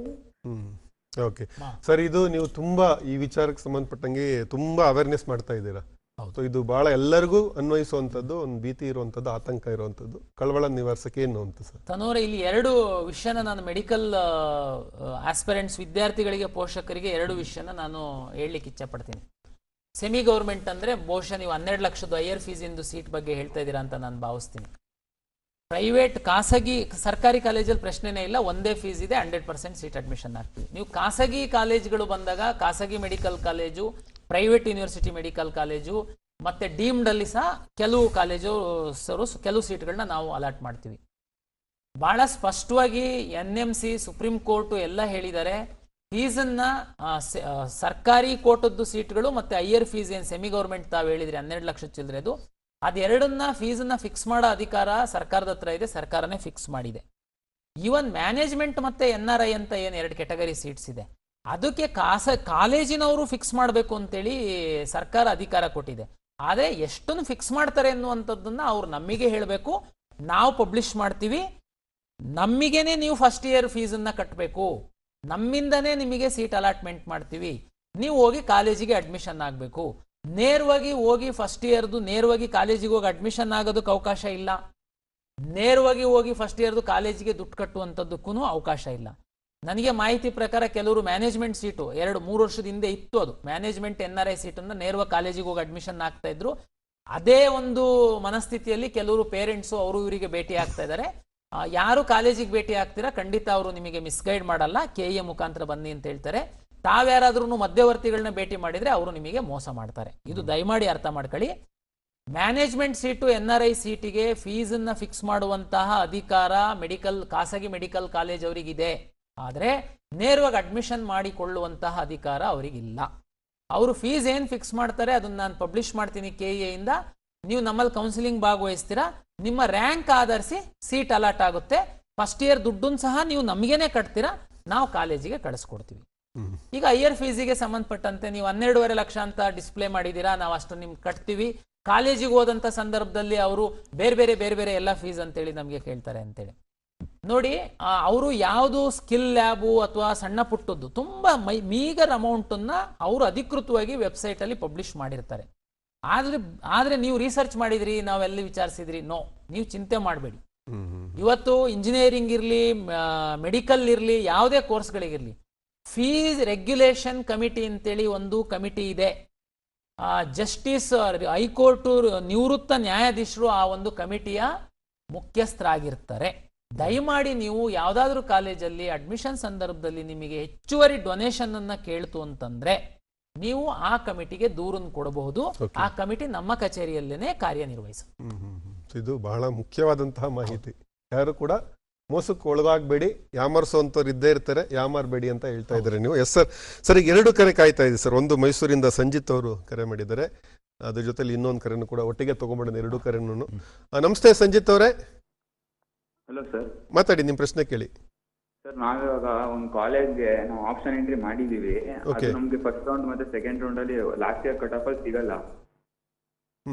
ಬಟ್ ಸೆಕೆಂಡ್ ಎಕ್ಸ್ಟೆಂಡ್ ರೌಂಡ್ ಅಲ್ಲಿ ನಮ್ಗೆ ಅಲಾಟ್ ಆಗಬಹುದು ಕಾಲೇಜು. ಓಕೆ ಸರ್, ಅದೇನಾದ್ರು ಅಲಾಟ್ ಆಗಲಿಲ್ಲ ನಮ್ಗೆ ಏನಾದ್ರು ಫೈನ್ ಇರುತ್ತಾ ಅಂತ. ಓಕೆ ಈ ಪ್ರಶ್ನೆ, ಇದರ ನಂತರ ಇನ್ನೊಂದು ಕರೆ ಕಾಯ್ತಾ ಇದೆ. ಹಲೋ. ಹಲೋ. ಆಯ್ತು ಸಂಜಿತ್ ಅವರೇ, ನಿಮ್ಮ ಪ್ರಶ್ನೆ ಅರ್ಥ ಆಗಿದೆ. ಓಕೆ. ಹಲೋ. ಹಲೋ. ಉಲ್ಲಾಸ್ ಅವರೇ, ನಮಸ್ತೆ. ನಮಸ್ತೆ ಸರ್. ಉಲ್ಲಾಸ್, ನಿಮ್ಮ ಪ್ರಶ್ನೆ ಕೇಳಿ. ಸರ್, ಇದು SNQ ಕೋಟೆಗೆ ಆಪ್ಷನ್ ಎಂಟ್ರಿ ಏನಾದ್ರು ಆಗಬೇಕಾ ನಾವು? ಹೌದಾ ಸರ್? ಓಕೆ. SNQ ನಲ್ಲಿ ಆಪ್ಷನ್ ಕೋಟ ಏನು ಹಾಕದೇ ಇರಲ್ಲ. ನೀವು ಏನು ನಿಮ್ಮ ಅರ್ಜಿ ಜೊತೆಗೆ ನಿಮ್ಮ ಆದಾಯವನ್ನ ನಮೂದಿಸಿದೀರಾ, ಅದರ ಆಧಾರದ ಮೇಲೆ ನಾವು ಸಿಸ್ಟಮ್ ಅಲ್ಲೇ ಅಲಾಟ್ ಮಾಡ್ತೀವಿ. ಅದಕ್ಕೇನು ಸಪರೇಟ್ ಆಪ್ಷನ್ ಎಂಟ್ರಿ ಇಲ್ಲ. ಮೊದಲು ವಿದ್ಯಾರ್ಥಿ ಕೇಳಿದಂಥವ್ರು ಲಾಸ್ಟ್ ಇಯರ್ ಎಕ್ಸ್ಟೆಂಡೆಡ್ ರೌಂಡ್ ಅಲ್ಲಿ ಸಿಕ್ಕಿತ್ತು, ಈ ವರ್ಷ ನನಗೆ ಎಕ್ಸ್ಟೆಂಡೆಡ್ ರೌಂಡ್ ಅಲ್ಲಿ ಸಿಗುತ್ತಾ ಅಂತೇಳಿ. ಅದು ನೀವೆಲ್ಲ ಕಾಲೇಜನ್ನು ಏನು ಆಪ್ಷನ್ ಎಂಟ್ರಿ ಮಾಡಿದೀರಾ ಮಾಡಿ ಬೇಸ್ಡ್ ಆನ್ ಯುವರ್ ರ್ಯಾಂಕ್ ಸಿಗುತ್ತೆ. ಆಮೇಲೆ ಸಿಕ್ಕಿಲ್ಲ ಅಂತಂದ್ರೆ ಸಿಕ್ಕಿ ಏನೋ ಪ್ರಾಬ್ಲಮ್ ಅಂತ, ಅದೊಂದು ಗಂಭೀರವಾದ ಪ್ರಶ್ನೆ. ನೀವು ಫಸ್ಟ್ ರೌಂಡು ಸೀಟ್ ಸಿಗುತ್ತೆ, ಅಪ್ಗ್ರೇಡೇಷನ್ ಅಂತ ಸೆಕೆಂಡ್ ರೌಂಡಿಗೆ ಹೋಗ್ತೀರಾ. ಸೆಕೆಂಡ್ ರೌಂಡಲ್ಲಿ ನೀವು ಹಾಕಿರೋದೇನೆ ಸಿಗುತ್ತೆ, ಬಟ್ ಸ್ಟಿಲ್ ನೀವು ಥರ್ಡ್ ರೌಂಡಿಗೆ ಹೋಗ್ತೀರಾ. ಥರ್ಡ್ ರೌಂಡಲ್ಲಿ ಹೋಗಿ ಸಹ ಮತ್ತೆ ನೀವು ಕಾಲೇಜಿಗೆ ಹೋಗಲ್ಲ, ನಿಮ್ಮ ಮೇಲೆ ಕೇಸ್ ಆಗುತ್ತೆ. ಅಷ್ಟು ಯಾಕೆಂತಂದ್ರೆ ನೀವೇನೆ ನನಗೆ ಪ್ರಿಯಾರಿಟಿ ಮೇಲೆ ನಾನು ಅಪ್ಗ್ರೇಡ್ ಆಗ್ತೀನಿ ಅಂತ ಬಂದಿದ್ದೀರಾ. ನೀವು ಥರ್ಡ್ ರೌಂಡ್ ತನಕ ಬಂದು ನೀವೇನಾದ್ರೂ ಕಾಲೇಜಿಗೆ ಹೋಗಿಲ್ಲ ಅಂತಂದ್ರೆ ಕೇಸ್ ಆಗುತ್ತೆ. ಹಾಗಾಗಿ ಯಾಕೆ ಕೇಸ್ ಆಗುತ್ತೆ? ನಮ್ಮಿಷ್ಟ ನಿಮ್ಮಿಷ್ಟ ಇಲ್ಲ. ನೀವು ಫಸ್ಟ್ ಸೆಕೆಂಡ್ ರೌಂಡ್ ಅಲ್ಲಿ ನೀವು ಆಪ್ಷನ್ ಎಂಟ್ರಿ ಮಾಡಿರೋದಕ್ಕೆ ನಿಮಗೆ ನಾವು ಕೊಟ್ಟಿದೀವಿ. ಥರ್ಡ್ ರೌಂಡ್ ಅಲ್ಲಿ ನಿಮಗೆ ಇಷ್ಟ ಇಲ್ಲ ಅಂದ್ರೆ ಸೆಕೆಂಡ್ ರೌಂಡ್ ಅಲ್ಲಿ ಕ್ವಿಟ್ ಆಗ್ಬೇಕಾಗಿತ್ತು. ನಾವು ಕ್ಲಿಯರ್ ಆಗಿ ಹೇಳಿದೀವಿ, ನೀವು ಥರ್ಡ್ ರೌಂಡಿಗೆ ಬಂದಾಗ ಸಿಕ್ಕಿದ್ರೆ ನೀವು ಅಡ್ಮಿಷನ್ ಆಗ್ಲೇಬೇಕಂತ. ಯಾಕೆ ಇದು ನಿಮಗೆ ಇಂಪಾರ್ಟೆಂಟ್, ನಮಗೆ ಇಂಪಾರ್ಟೆಂಟ್ ಅಂತಂದ್ರೆ ನಮ್ಮ ಖಾಸಗಿ ಕಾಲೇಜುಗಳ ಜೊತೆ ಒಪ್ಪಂದದಂತೆ ವಿಶೇಷವಾಗಿ ಇಂಜಿನಿಯರಿಂಗ್ ಕಾಲೇಜು ಮತ್ತೆ ನರ್ಸಿಂಗ್ ಇಂದು ನೀವು ಕೊನೆ ರೌಂಡ್ ಅಲ್ಲಿ ಏನಾದ್ರೂ ಅಡ್ಮಿಷನ್ ಆಗದೆ ಸೀಟ್ ಉಳಿತು ಅಂತಂದ್ರೆ ಅದು ಕಾಲೇಜಿನ ಪಾಲಾಗುತ್ತೆ. ಅಂದ್ರೆ ನಿಮ್ಮ ಜಾಗದಲ್ಲಿ ಯಾರೋ ಇನ್ನೊಂದು ಮೆರಿಟೋರಿಯಸ್ ಅಥವಾ ಬಡ ವಿದ್ಯಾರ್ಥಿಗೆ ನೀವು ಅನ್ಯಾಯ ಮಾಡಿದೀರಾ ಅಂತೇಳಿ ನಿಮ್ಮ ಮೇಲೆ ಫೈನ್ ಆಗುತ್ತೆ, ಕೇಸ್ ಆಗುತ್ತೆ. ಓಕೆ ಸರ್, ಮತ್ತೊಂದು ಕರೆ ಇದೆ. ಧರ್ಮೇಶ್ ಅವರು ನಮ್ಮ ಜೊತೆ ಇದ್ದಾರೆ. ನಮಸ್ತೆ ಧರ್ಮೇಶ್, ನಿಮ್ಮ ಪ್ರಶ್ನೆ ಕೇಳಿ. ಸರ್, ನಮ್ಗೆ ಈಗ ನೀಟ್ ನಲ್ಲಿ ಅಪ್ಲೈ ಮಾಡ್ಲಿಕ್ಕೆ ಆಲ್ ಇಂಡಿಯಾ ಕೋರ್ಟ್ ರ್ಯಾಂಕ್ ಮಾತ್ರ ಇದು ಮಾಡಿದ್ದಾರೆ, ಕೆಟಗರಿ ರ್ಯಾಂಕ್ ಇದು ಮಾಡಿಲ್ಲ ಸರ್. ಕೆಟಗರಿ ರ್ಯಾಂಕು ಆಲ್ ಇಂಡಿಯಾದಲ್ಲಿ ಬೇರೆ ಇರುತ್ತೆ, ನಮ್ಮ ಸ್ಟೇಟ್ ಅಲ್ಲಿ ಬೇರೆ ಇರುತ್ತೆ. ಹಾಗಾಗಿ ಆಲ್ ಇಂಡಿಯಾ ರ್ಯಾಂಕೇನೆ ನಾವು ಕನ್ಸಿಡರ್ ಮಾಡುವಂತದ್ದು. ಬಟ್ ನಿಮ್ಮ ಅರ್ಜಿನಲ್ಲಿ ಯಾವ ಮೀಸಲಾತಿ ಇದೆ ಆ ಮೀಸಲಾತಿ ಆಧರಿಸಿ ನಿಮಗೆ ಸೀಟ್ ಹಂಚಿಕೆ ಮಾಡ್ತೀವಿ, ನೀವೇನ್ ಚಿಂತೆ ಮಾಡಬೇಡಿ. ಉಡುಪಿಯಿಂದ ಮತ್ತೊಂದು ಕರೆ ಇದೆ. ನಮಸ್ತೆ. Hello sir. ನಮಸ್ತೆ ಸರ್. ನಿಮ್ಮ ಪ್ರಶ್ನೆ ಕೇಳಿ ಸರ್. ಸರ್, ನನ್ನ ಮಗಳದ್ದು 44,000 ರ್ಯಾಂಕಿಂಗ್ ಇದೆ ಸರ್. ಓಕೆ. SNQ ಕೋಟಾ ಇದೆ, ಮತ್ತೆ ನಾವು SC ಕ್ಯಾಟಗರಿ ಬರ್ತದೆ ಸರ್. ಓಕೆ. ಬಟ್ ಅದರಲ್ಲಿ 1,21,000 ಫೀಸ್ ಅಂತ ಬಂದಿದೆ ಸರ್. ಅದು ಅದೇ ಉಳಿತದ ಅಥವಾ ಇನ್ನು ಏನಾದ್ರು ಕಡಿಮೆ ಆಗೋ ಸಾಧ್ಯತೆಗಳುಂಟಾ? ಹಾಗೆ ಯಾವ್ದು ಇಂಜಿನಿಯರಿಂಗಾ? Engineering sir, engineering. ಅಲ್ಲ, ನೀವು ನೋಡಿ, ಇಂಜಿನಿಯರಿಂಗಿಗೆ ಸಂಬಂಧಪಟ್ಟಂತೆ, ಮೆಡಿಕಲ್ಗೆ ಸಂಬಂಧಪಟ್ಟಂತೆ ಖಾಸಗಿ ಕಾಲೇಜಲ್ಲಿ ಸರ್ಕಾರಿ ಸೀಟ್ ಇರ್ಬೋದು, ಇಂಜಿನಿಯರಿಂಗ್ ಗೌರ್ಮೆಂಟ್ ಕಾಲೇಜಲ್ಲಿ ಸರ್ಕಾರಿ ಸೀಟ್ ಇರ್ಬೋದು. ತಾವು SC ಅಂತ ಹೇಳ್ತಾ ಇದ್ದೀರಾ, SC ST ಅವರಿಗೆ ಫೀಸ್ ಇಲ್ಲ, 0 ಫೀಸ್. ಬಟ್ ಅಲ್ಲಿ ಸರ್ ಇದ್ರಲ್ಲಿ 1,21,000 ಅಂತ ನಮಗೆ ಡೌನ್ಲೋಡ್ SC ST ಅವರಿಗೆ ಅಂತ ಫಿಕ್ಸ್ ಮಾಡಿರೋದಲ್ಲ, ಅದು ಆ ಕಾಲೇಜಿಗೆ ಸರ್ಕಾರ ನಿಗದಿಪಡಿಸಿರುವಂತ ಫೀಸು. ನಿಮ್ಮ ಒಂದು ಕ್ಯಾಶ್ ಸರ್ಟಿಫಿಕೇಟ್ ಮತ್ತೆ ನಿಮ್ದು 10 ಲಕ್ಷದ ತನಕ ಆದಾಯ ಇರುವಂತದ್ದನ್ನ ಕನ್ಫರ್ಮೇಶನ್ ಮಾಡ್ಕೊಂಡು ನಾವು ನಿಮಗೆ 0 ಫೀಸ್ ಇರುತ್ತೆ. ಸೋಷಿಯಲ್ ವೆಲ್ಫೇರ್ ಡಿಪಾರ್ಟ್ಮೆಂಟ್ ಇಂದ ನಿಮಗೆ ಹಣ ಬಂದ ಮೇಲೆ ನೀವು ಕಾಲೇಜಿಗೆ ಕಟ್ಟಬೇಕು, ಚಿಂತೆ ಮಾಡಬೇಡಿ. Yes sir. ಗೋಕರ್ಣದಿಂದ ಮತ್ತೊಂದು ಕರೆ ಇದೆ. ಹಲೋ, ನಮಸ್ತೆ ಆಕಾಶ್. ನಮಸ್ತೆ, ನಿಮ್ಮ ಪ್ರಶ್ನೆ ಕೇಳಿ. ಹಲೋ ಸರ್, ನಮಸ್ತೆ ಸರ್. ನಮಸ್ತೆ, ನಿಮ್ಮ ಪ್ರಶ್ನೆ ಕೇಳಿ. ಸರ್, ಏನಿಲ್ಲ, ಈಗ ನಾನು ಫಸ್ಟ್ ರೌಂಡ್ ಅಲ್ಲಿ ಮೆಡಿಕಲ್ ಎಲ್ಲಾ ಕಾಲೇಜ್ ಅಲಾಟ್ ಮಾಡಿದ್ದೀನಿ, ಅದ್ರ ಜೊತೆ ಇಂಜಿನಿಯರಿಂಗ್ ಸಹ ಅಲಾಟ್ ಮಾಡಿದ್ದೀನಿ. ಈಗ ನಾನು ಫಸ್ಟ್ ರೌಂಡ್ ಅಲ್ಲಿ ನನಗೆ ಯಾವ್ದಾದ್ರು ಇಂಜಿನಿಯರಿಂಗ್ ಕಾಲೇಜ್ ಸಿಕ್ಕಿ ಸೆಕೆಂಡ್ ರೌಂಡಿಗೆ ನಾನು ಮೆಡಿಕಲ್ ಸಿಕ್ಕಿದ್ರೆ 2 ಚಾನ್ಸ್ ಇರತ್ತಾ? ನೋಡಿ, ಒಬ್ರಿಗೆ ಒಂದೇ ಸೀಟ್ ನಾವು ಅಲಾಟ್ ಮಾಡ್ತೀವಿ. ಈಗ ಉದಾಹರಣೆಗೆ ಫಸ್ಟ್ ರೌಂಡ್ ಅಲ್ಲಿ ನೀವು ಎಷ್ಟು ಆಪ್ಷನ್ ಎಂಟ್ರಿ ಮಾಡಿದ್ರು ನಿಮಗೆ ಬೆಸ್ಟ್ ಅನ್ಸಿರುವಂತದ್ದು ನಿಮ್ಮ ರ್ಯಾಂಕ್ ಆಧಾರ್ಸ್ ಒಂದೇ ಸೀಟನ್ನು ಅಲಾಟ್ ಮಾಡ್ತೀವಿ. ಹಾಗಾಗಿ ನಿಮಗೆ ಆ ಚಿಂತೆನೇ ಇಲ್ಲ. ಸೆಕೆಂಡ್ ರೌಂಡ್, ಫಸ್ಟ್ ಅಲ್ಲಿ ಮೆಡಿಕಲ್ ಸಿಕ್ಕಿದೆ, ಸೆಕೆಂಡ್ ಅಲ್ಲಿ ನನಗೆ ಇಂಜಿನಿಯರಿಂಗ್ ಸಿಗುತ್ತೆ, ಇಲ್ಲ ಫಸ್ಟ್ ಅಲ್ಲಿ ಇಂಜಿನಿಯರಿಂಗ್ ಸಿಕ್ಕಿದೆ, ಸೆಕೆಂಡ್ ಅಲ್ಲಿ ಮೆಡಿಕಲ್ ಸಿಗುತ್ತೆ. ಅದಕ್ಕೇನೆ ನಾವು ಫಸ್ಟ್ ರೌಂಡ್ ರಿಸಲ್ಟ್ ಅನೌನ್ಸ್ ಆದ್ಮೇಲೆ ನೀವೇನ್ ಮಾಡಬೇಕು ಅಂತ ಹೇಳ್ತೀವಿ. ನೀವು ಇಷ್ಟ ಇದ್ರೆ ಹೋಗಿ ಅಡ್ಮಿಷನ್ ಆಗ್ಬೋದು, ಇಲ್ಲ ಅಂತಂದ್ರೆ ಮತ್ತೆ ಅಪ್ಗ್ರೇಡೇಷನ್ಗೋಸ್ಕರ ನೆಕ್ಸ್ಟ್ ರೌಂಡಿಗೆ ವೆಯ್ಟ್ ಮಾಡ್ಬೋದು. ಅದನ್ನೆಲ್ಲ ನಾವು ರಿಸಲ್ಟ್ ಅನೌನ್ಸ್ ಮಾಡ್ತಿದ್ದಂಗೆ ತಮಗೆ ವಿವರವಾಗಿ ತಿಳಿಸ್ಕೊಡ್ತೀವಿ. ಸರ್, ಈಗ ಟೆಕ್ನಾಲಜಿನ ಯಾವ ರೀತಿ ಬಳಸ್ಕೊಳ್ತಾ ಇದೆ ಪರೀಕ್ಷಾ ಪ್ರಾಧಿಕಾರ? ಸಾಕಷ್ಟು ರೀತಿಯಲ್ಲಿ ಸುಧಾರಣೆಗಳಾಗಿದ್ದಾವೆ ಅಂತ, ಪ್ರತಿನಿತ್ಯ ಪ್ರತಿ ಕ್ಷಣನೂ ಕೂಡ ಅವ್ರಿಗೆ ಮಾಹಿತಿ ಕೊಡುವಂಥ ಒಂದು ವ್ಯವಸ್ಥೆ ಆಗ್ತಾ ಇದೆ ಅಂತ. ಅದಕ್ಕೆ ಮುಂಚೆ ಒಂದು ಕರೆ ಇದೆ ಸರ್, ಅದನ್ನು ಕೊನೆಯದಾಗಿ ಪ್ರಶ್ನೆ ತಗೊಂಡ್ಬಿಡೋಣ. ಹಲೋ ಲಾವಣ್ಯ ಅವರೇ, ನಮಸ್ತೆ, ನಿಮ್ಮ ಪ್ರಶ್ನೆ ಕೇಳಿ. ಹಲೋ ಲಾವಣ್ಯ ಅವರೇ, ನಮಸ್ತೆ, ನಿಮ್ಮ ಪ್ರಶ್ನೆ ಕೇಳಿ. ಸರ್, ನಾವು ನಮ್ಮ ಮಗಳದ್ದು ಕೇಳಿ ಸರ್, ನೀವೇ ಕೇಳಿ. ಸರ್, ಈಗ ಹಣಕಾಸು ನೀತಿ ಇದೆ ಸರ್. ಹಲೋ ಸರ್, ನಮಸ್ತೆ ಸರ್. ಹಲೋ ಸರ್, ಕೇಳ್ತಾ ಇದೆ. ಮಾತಾಡಿ, ಪ್ರಶ್ನೆಗೆ ಬನ್ನಿ ಸರ್. ಈಗ ನಿಮ್ಮ ಟಿವಿ ವಾಲ್ಯೂಮ್ ಕೊಟ್ಟಿದ್ದೀರಾ ನೀವು, ಅದಕ್ಕೆ ನಿಮ್ಗೆ ಎಕ್ಕೋ ಬರ್ತಾ ಇದೆ, ಪ್ರತಿಧ್ವನಿ ಬರ್ತಾ ಇದೆ. ದಯವಿಟ್ಟು ಯಾರು ಟಿವಿ ಆನ್ ಮಾಡ್ಕೊಂಡು ಮಾತಾಡ್ಬಿಡಿ. ಕೇಳಿ ಸರ್, ಬನ್ನಿ, ಪ್ರಶ್ನೆಗೆ ಬನ್ನಿ ನೇರವಾಗಿ. ಕೆನೆಪದ ನೀತಿ ಇದೆ ಸರ್ ಸರ್ಕಾರದಲ್ಲಿ ಸರ್. ಏನೋಪ. Hello hello sir. ಕ್ರಿಮಿಲೇಯರ್ ಕೆನೆಪದರ ನೀತಿ ಬಗ್ಗೆ ಕೇಳ್ತಾ ಇದ್ದೀರಲ್ವಾ? ಓಕೆ, ಉತ್ತರ ಕೊಡ್ತಾರೆ. ಅಲ್ಲ, ಕೆನೆಪದರ ಅಂತಂದ್ರೆ ನೋಡಿ, ಏನೀಗ ನಿಮ್ದು ನಮ್ಮಲ್ಲಿ ಕೆನೆಪದರ ಅಂತಂದ್ರೆ ಈ ಕನ್ನಡ ರೂರಲ್ಗೆ ಸಂಬಂಧಪಟ್ಟಂತೆ, ಈಗ ಉದಾಹರಣೆಗೆ ಯಾರಾದ್ರೂ ಪ್ಯೂರ್ ಜನರಲ್ ಮೆರಿಟ್ ವಿದ್ಯಾರ್ಥಿಗಳು ಇದ್ದು ಅವರು ಗ್ರಾಮೀಣ ಪ್ರದೇಶದಲ್ಲಿ ಓದಿರುವಂತವರು ಗ್ರಾಮೀಣ ಮೀಸಲಾತಿಯನ್ನ ಪಡೆಯುವಂತದ್ದಕ್ಕೆ ಅವಕಾಶ ಇದೆ. ಅವರು ಈ ಏನು ನಾನ್ ಕ್ರಿಮಿಲೇಯರ್ ಸರ್ಟಿಫಿಕೇಟ್ ಅನ್ನ ಸಬ್ಮಿಟ್ ಮಾಡಬೇಕು ಅಂತ ನಾವು ಹೇಳಿದೀವಿ. ಅವರಿಗೆ ಮಾತ್ರ. ಉಳಿದಂತವರಿಗೆ ಕೆನೆಪದರದ ಪ್ರಶ್ನೆನೇ ಇಲ್ಲ. 2A 2B 3A 3B ಇದೆಲ್ಲ ಏನಿದೆ 8 ಲಕ್ಷ ತನಕ ಇನ್ಕಮ್ ಇರುವಂಥದ್ದು ತಹಶೀಲ್ದಾರಿಂದ ಪ್ರಮಾಣ ಪತ್ರ ಕೊಟ್ಟಿರ್ತೀರಾ, ಅದು ಅರ್ಜಿನಲ್ಲಿ RD ನಂಬರ್ ಹಾಕಿದ್ರೆ ಈಗಾಗಲೇ ನಿಮ್ಮ ವೆರಿಫಿಕೇಶನ್ ಸ್ಲಿಪ್ ಅಲ್ಲಿ ಅದು ಡಿಸ್ಪ್ಲೇ ಆಗಿದೆ. ಎಸ್ ಸರ್, ಈಗ ಕೊನೆಯ ಕರೆ, ತುಂಬಾ ಜನ ಕರೆ ಮಾಡ್ತಾನೆ ಇದ್ದಾರೆ, ನಿರಂತರವಾಗಿ ಕರೆ ಬರ್ತಾನೆ ಇದೆ. ಸಾಕಷ್ಟು ಮಾಹಿತಿ ನೀವು ಕೊಡ್ತಾ ಇದ್ರು. ಜನರ, ನಮ್ಮ ಪಾಲಕರ, ವಿದ್ಯಾರ್ಥಿ ಸಮುದಾಯದಲ್ಲಿ ಗೊಂದಲಗಳು ಮತ್ತೆ ಪ್ರಶ್ನೆಗಳು ಉಟ್ಕೊಳ್ಳುವಂಥದ್ದು ಸಹಜ. ಈಗ ಬಳ್ಳಾರಿಯಿಂದ ಚಂದ್ರಶೇಖರ್ ಅವರು ನಮ್ಮ ಜೊತೆ ಇದ್ದಾರೆ. ನಮಸ್ತೆ ಚಂದ್ರಶೇಖರ್ ಅವರೇ, ನೇರವಾಗಿ ಪ್ರಶ್ನೆಗೆ ಬನ್ನಿ. ಸರ್ ನಮಸ್ಕಾರ ಸರ್. ಈಗ ಡಿಪ್ಲೊಮಾದ ಮೇಲೆ CET ಬರ್ದವ್ರಿಗೆ ಫಸ್ಟ್ ಮತ್ತು ಸೆಕೆಂಡ್ ಎರಡೇ ರೌಂಡ್ ಇದೆಯಾ ಅಥವಾ ಮೂರನೇ ರೌಂಡ್ ಇದೆಯಾ? ಮೂರನೇ ರೌಂಡ್ಗೂ ಅವಕಾಶ ಇದೆಯಾ? ಈಗ DCET ಲ್ಯಾಟ್ರಲ್ ಎಂಟ್ರಿ ಅವರಿಗೆ ನಾವು ಈಗ ಸದ್ಯಕ್ಕೆ 2 ರೌಂಡು ಹಿಂದೆ ಸಾಕಷ್ಟು ವರ್ಷಗಳಲ್ಲಿ ಮಾಡಿದ್ದಾರೆ. ಆದ್ರೆ ನೀವೇನು ಚಿಂತೆ ಮಾಡಬೇಡಿ, ನಮ್ಮ ಹತ್ರ ಸಾಕಷ್ಟು ಸೀಟು ಉಳಿಯುತ್ತೆ. ಅವಾಗ ಉಳಿದ್ರೆ ಇನ್ನೊಂದು 3ನೇ ರೌಂಡ್ ಮಾಡ್ತೀವಿ. ನಾವೇನು ಟೈಮ್ ಇರೋದ್ರಿಂದ AICT ಪ್ರಕಾರ ಮಾಡ್ತೀವಿ, ಚಿಂತೆ ಮಾಡಬೇಡಿ, ಅವಕಾಶ ಸಿಗುತ್ತೆ. ಎಸ್ ಸರ್, ಈಗ ಕೊನೆಯದಾಗಿ ತಂತ್ರಜ್ಞಾನವನ್ನು ಸಾಕಷ್ಟು ಸಮರ್ಥವಾಗಿ ಈ ಬಾರಿ ಇನ್ನೂ ಹೆಚ್ಚಿನ ರೀತಿಯಲ್ಲಿ ನೈಪುಣ್ಯತೆಯಿಂದ ನೀವು ಬಳಸ್ಕೊಳ್ತಾ ಇದ್ದೀರಂತ, ಹೇಗೆ ಅದನ್ನು? ಆ ತಂತ್ರಜ್ಞಾನವನ್ನ ನಾವು ಬಳಸುವಂತ ತಮ್ಗೆಲ್ಲ ಗೊತ್ತಿದೆ. ಹಿಂದೆ ವಿದ್ಯಾರ್ಥಿಗಳು ಕರ್ನಾಟಕ ಪರೀಕ್ಷಾ ಪ್ರಾಧಿಕಾರಕ್ಕೆ ಬಂದು ಸೀಟನ್ನು ಅಲಾಟ್ಮೆಂಟ್ ಮಾಡ್ಕೊಂಡು ಹೋಗ್ತಾ ಇದ್ರು. ಬಟ್ ಪ್ರತಿ ವರ್ಷ ಬರ್ತಾ ಹೆಚ್ಚಿನ ಸೀಟ್ಗಳು, ಹೆಚ್ಚಿನ ವಿದ್ಯಾರ್ಥಿಗಳಾಗಿರೋದ್ರಿಂದ ನಾವು 100% ತಂತ್ರಾಂಶದ ಮೂಲಕ ನಾವು ಈ ಸೀಟ್ ಅಲಾಟ್ಮೆಂಟ್ ಪ್ರಕ್ರಿಯೆ ಎಲ್ಲ ಮಾಡ್ತಾ ಇದೀವಿ. ಈ ಪಾರದರ್ಶಕತೆಗೆ ಸಂಬಂಧಪಟ್ಟಂತೆ ತಮಗೆಲ್ಲ ಗೊತ್ತಿರುವಂತೆ ನಾವು ವಿದ್ಯಾರ್ಥಿಗಳಿಗೆ ನೇರವಾಗಿ ನಾವು ಮಾಹಿತಿ ಕೊಡಬೇಕು ಪ್ರಾಧಿಕಾರದ ವತಿಯಿಂದ. ಬೇರೆ ಮಧ್ಯವರ್ತಿಗಳು ಅಂದ್ರೆ ಬೇರೆ ಮಾರ್ಗದಿಂದ ಮಾಹಿತಿ ಹೋಗಿ ಅದು ಸರಿಯಾಗಲ್ಲ ಅಂತ ನಾವು KEA ವತಿಯಿಂದನೇ ನಾವು ಯೂಟ್ಯೂಬ್ ಅಲ್ಲಿ ಸಹ ಒಂದು ವಿಕಾಸನ ಅಂತೇಳಿ ಒಂದು ಚಾನಲ್ ಮಾಡಿ ಏನೇನು ನ್ಯೂ ಇನ್ಫಾರ್ಮೇಶನ್ ಇರುತ್ತೆ ವಿದ್ಯಾರ್ಥಿಗಳಿಗೆ ಮುಟ್ಟಿಸ್ಬೇಕು ಅನ್ನುವಂಥದ್ದನ್ನ ನಾವು ಪ್ರಸಾರವನ್ನ ಮಾಡ್ತಾ ಇದೀವಿ. ನಮ್ಮ ಎಕ್ಸ್ ಖಾತೆನಲ್ಲಿ ಪ್ರತಿ ನೋಟಿಫಿಕೇಶನ್ಸ್ ಅನ್ನ ನಾವು ಅಪ್ಡೇಟ್ ಮಾಡ್ತಾ ಇದೀವಿ. ವಾಟ್ಸಪ್ದು ಏನ್ ತಾವು ಅಪ್ಲಿಕೇಶನ್ ಹಾಕುವಂತ ಸಂದರ್ಭದಲ್ಲಿ ರಿಜಿಸ್ಟ್ರೇಷನ್ ಮಾಡಿದೀರಾ, ಅದಕ್ಕೆ ನಾವು ಹೊಸ ನೋಟಿಫಿಕೇಶನ್ಸ್ ಅನ್ನ ತಮ್ಮ ವಾಟ್ಸಪ್ ಮೂಲಕ ನಾವು ಕಳಿಸ್ತಾ ಇದೀವಿ. ಈ ಹಿಂದೆ ವೆರಿಫಿಕೇಶನ್ ಸ್ಲಿಪ್ ಅಲ್ಲಿ ಲಾಗಿನ್ ಪಾಸ್ವರ್ಡ್ ಸೀಕ್ರೆಟ್ ಕೀ ಅಂತ ಬರ್ತಿತ್ತು. ಅದನ್ನ ತಗೊಂಡೋಗಿ ತಾವು ಸೈಬರ್ ಸೆಂಟರ್ಗಳಿಗೆ ಕೊಟ್ಟು ನೀವು ಮನೆಗೆ ಹೋಗ್ಬಿಡ್ತಿದ್ರಿ.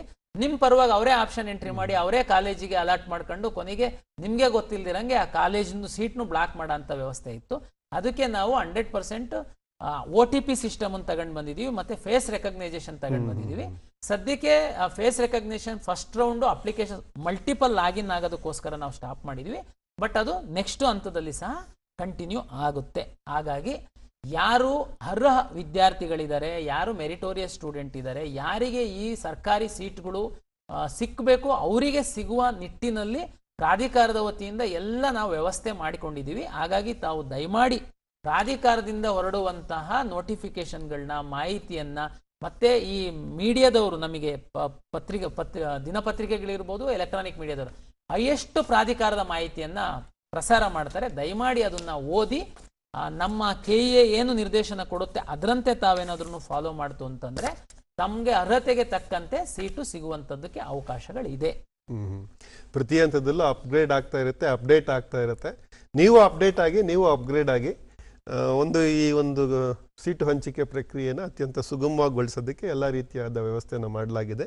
ಅದಕ್ಕೆ ತಕ್ಕ ಹಾಗೆ ನೀವು ಕೂಡ ಪಡೆದುಕೊಂಡು ಉತ್ತಮ ಒಂದು ಪ್ರಜೆಗಳನ್ನು, ಉತ್ತಮ ಒಂದು ವೃತ್ತಿಯಲ್ಲಿ ನಮ್ಮ ದೇಶಕ್ಕೆ, ನಮ್ಮ ರಾಜ್ಯಕ್ಕೆ, ನಮ್ಮ ಸಮಾಜಕ್ಕೆ ಕೊಡುಗೆ ನೀಡಲಿ ಅಂತ ನಾವು ಕೂಡ ಆಶಿಸ್ತಾ, ಇಷ್ಟೊಂದು ಬಹಳ ಅಮೂಲ್ಯವಾದ ಮಾಹಿತಿಯನ್ನು ನಮ್ಮ ಸಮಸ್ತ ವೀಕ್ಷಕ ಸಮುದಾಯಕ್ಕೆ ನೀಡಿದ್ದಕ್ಕಾಗಿ ನಿಮಗೆ ನಮ್ಮ ಚಂದನ ವಾಹಿನಿ ಮತ್ತು ನಮ್ಮ ವೀಕ್ಷಕರ ಪರವಾಗಿ ನಿಮ್ಮೆಲ್ಲರಿಗೂ ಅನಂತ ಧನ್ಯವಾದಗಳು. ನಮಸ್ಕಾರ. ವೀಕ್ಷಕರೇ, ಇದು ಒಂದು ಸೀಟು ಹಂಚಿಕೆ ಪ್ರಕ್ರಿಯೆ ಬಗ್ಗೆ ಉನ್ನತ ಅಧಿಕಾರಿಗಳು ನೀಡಿದಂತಹ ಮಹತ್ವದ ಮತ್ತು ನಿಖರವಾದ ಮತ್ತು ಅತ್ಯಂತ ವಿಶ್ವಾಸಾರ್ಹವಾದ ಮಾಹಿತಿ. ಈ ಮಾಹಿತಿಯನ್ನು ನೀವು ಬಳಸ್ಕೊಂಡು ಒಂದು ಸೀಟು ಹಂಚಿಕೆ ಪ್ರಕ್ರಿಯೆಯನ್ನು ಸುಗಮಗೊಳಿಸಬೇಕು ಮತ್ತು ಇದರಲ್ಲಿ ಕೂಡ ಯಶಸ್ಸು ಸಾಧಿಸಲಿ ಅಂತ ನಾವು ಕೂಡ ಹಾರೈಸ್ತಾ ಇದ್ದೀವಿ. ಧನ್ಯವಾದಗಳು.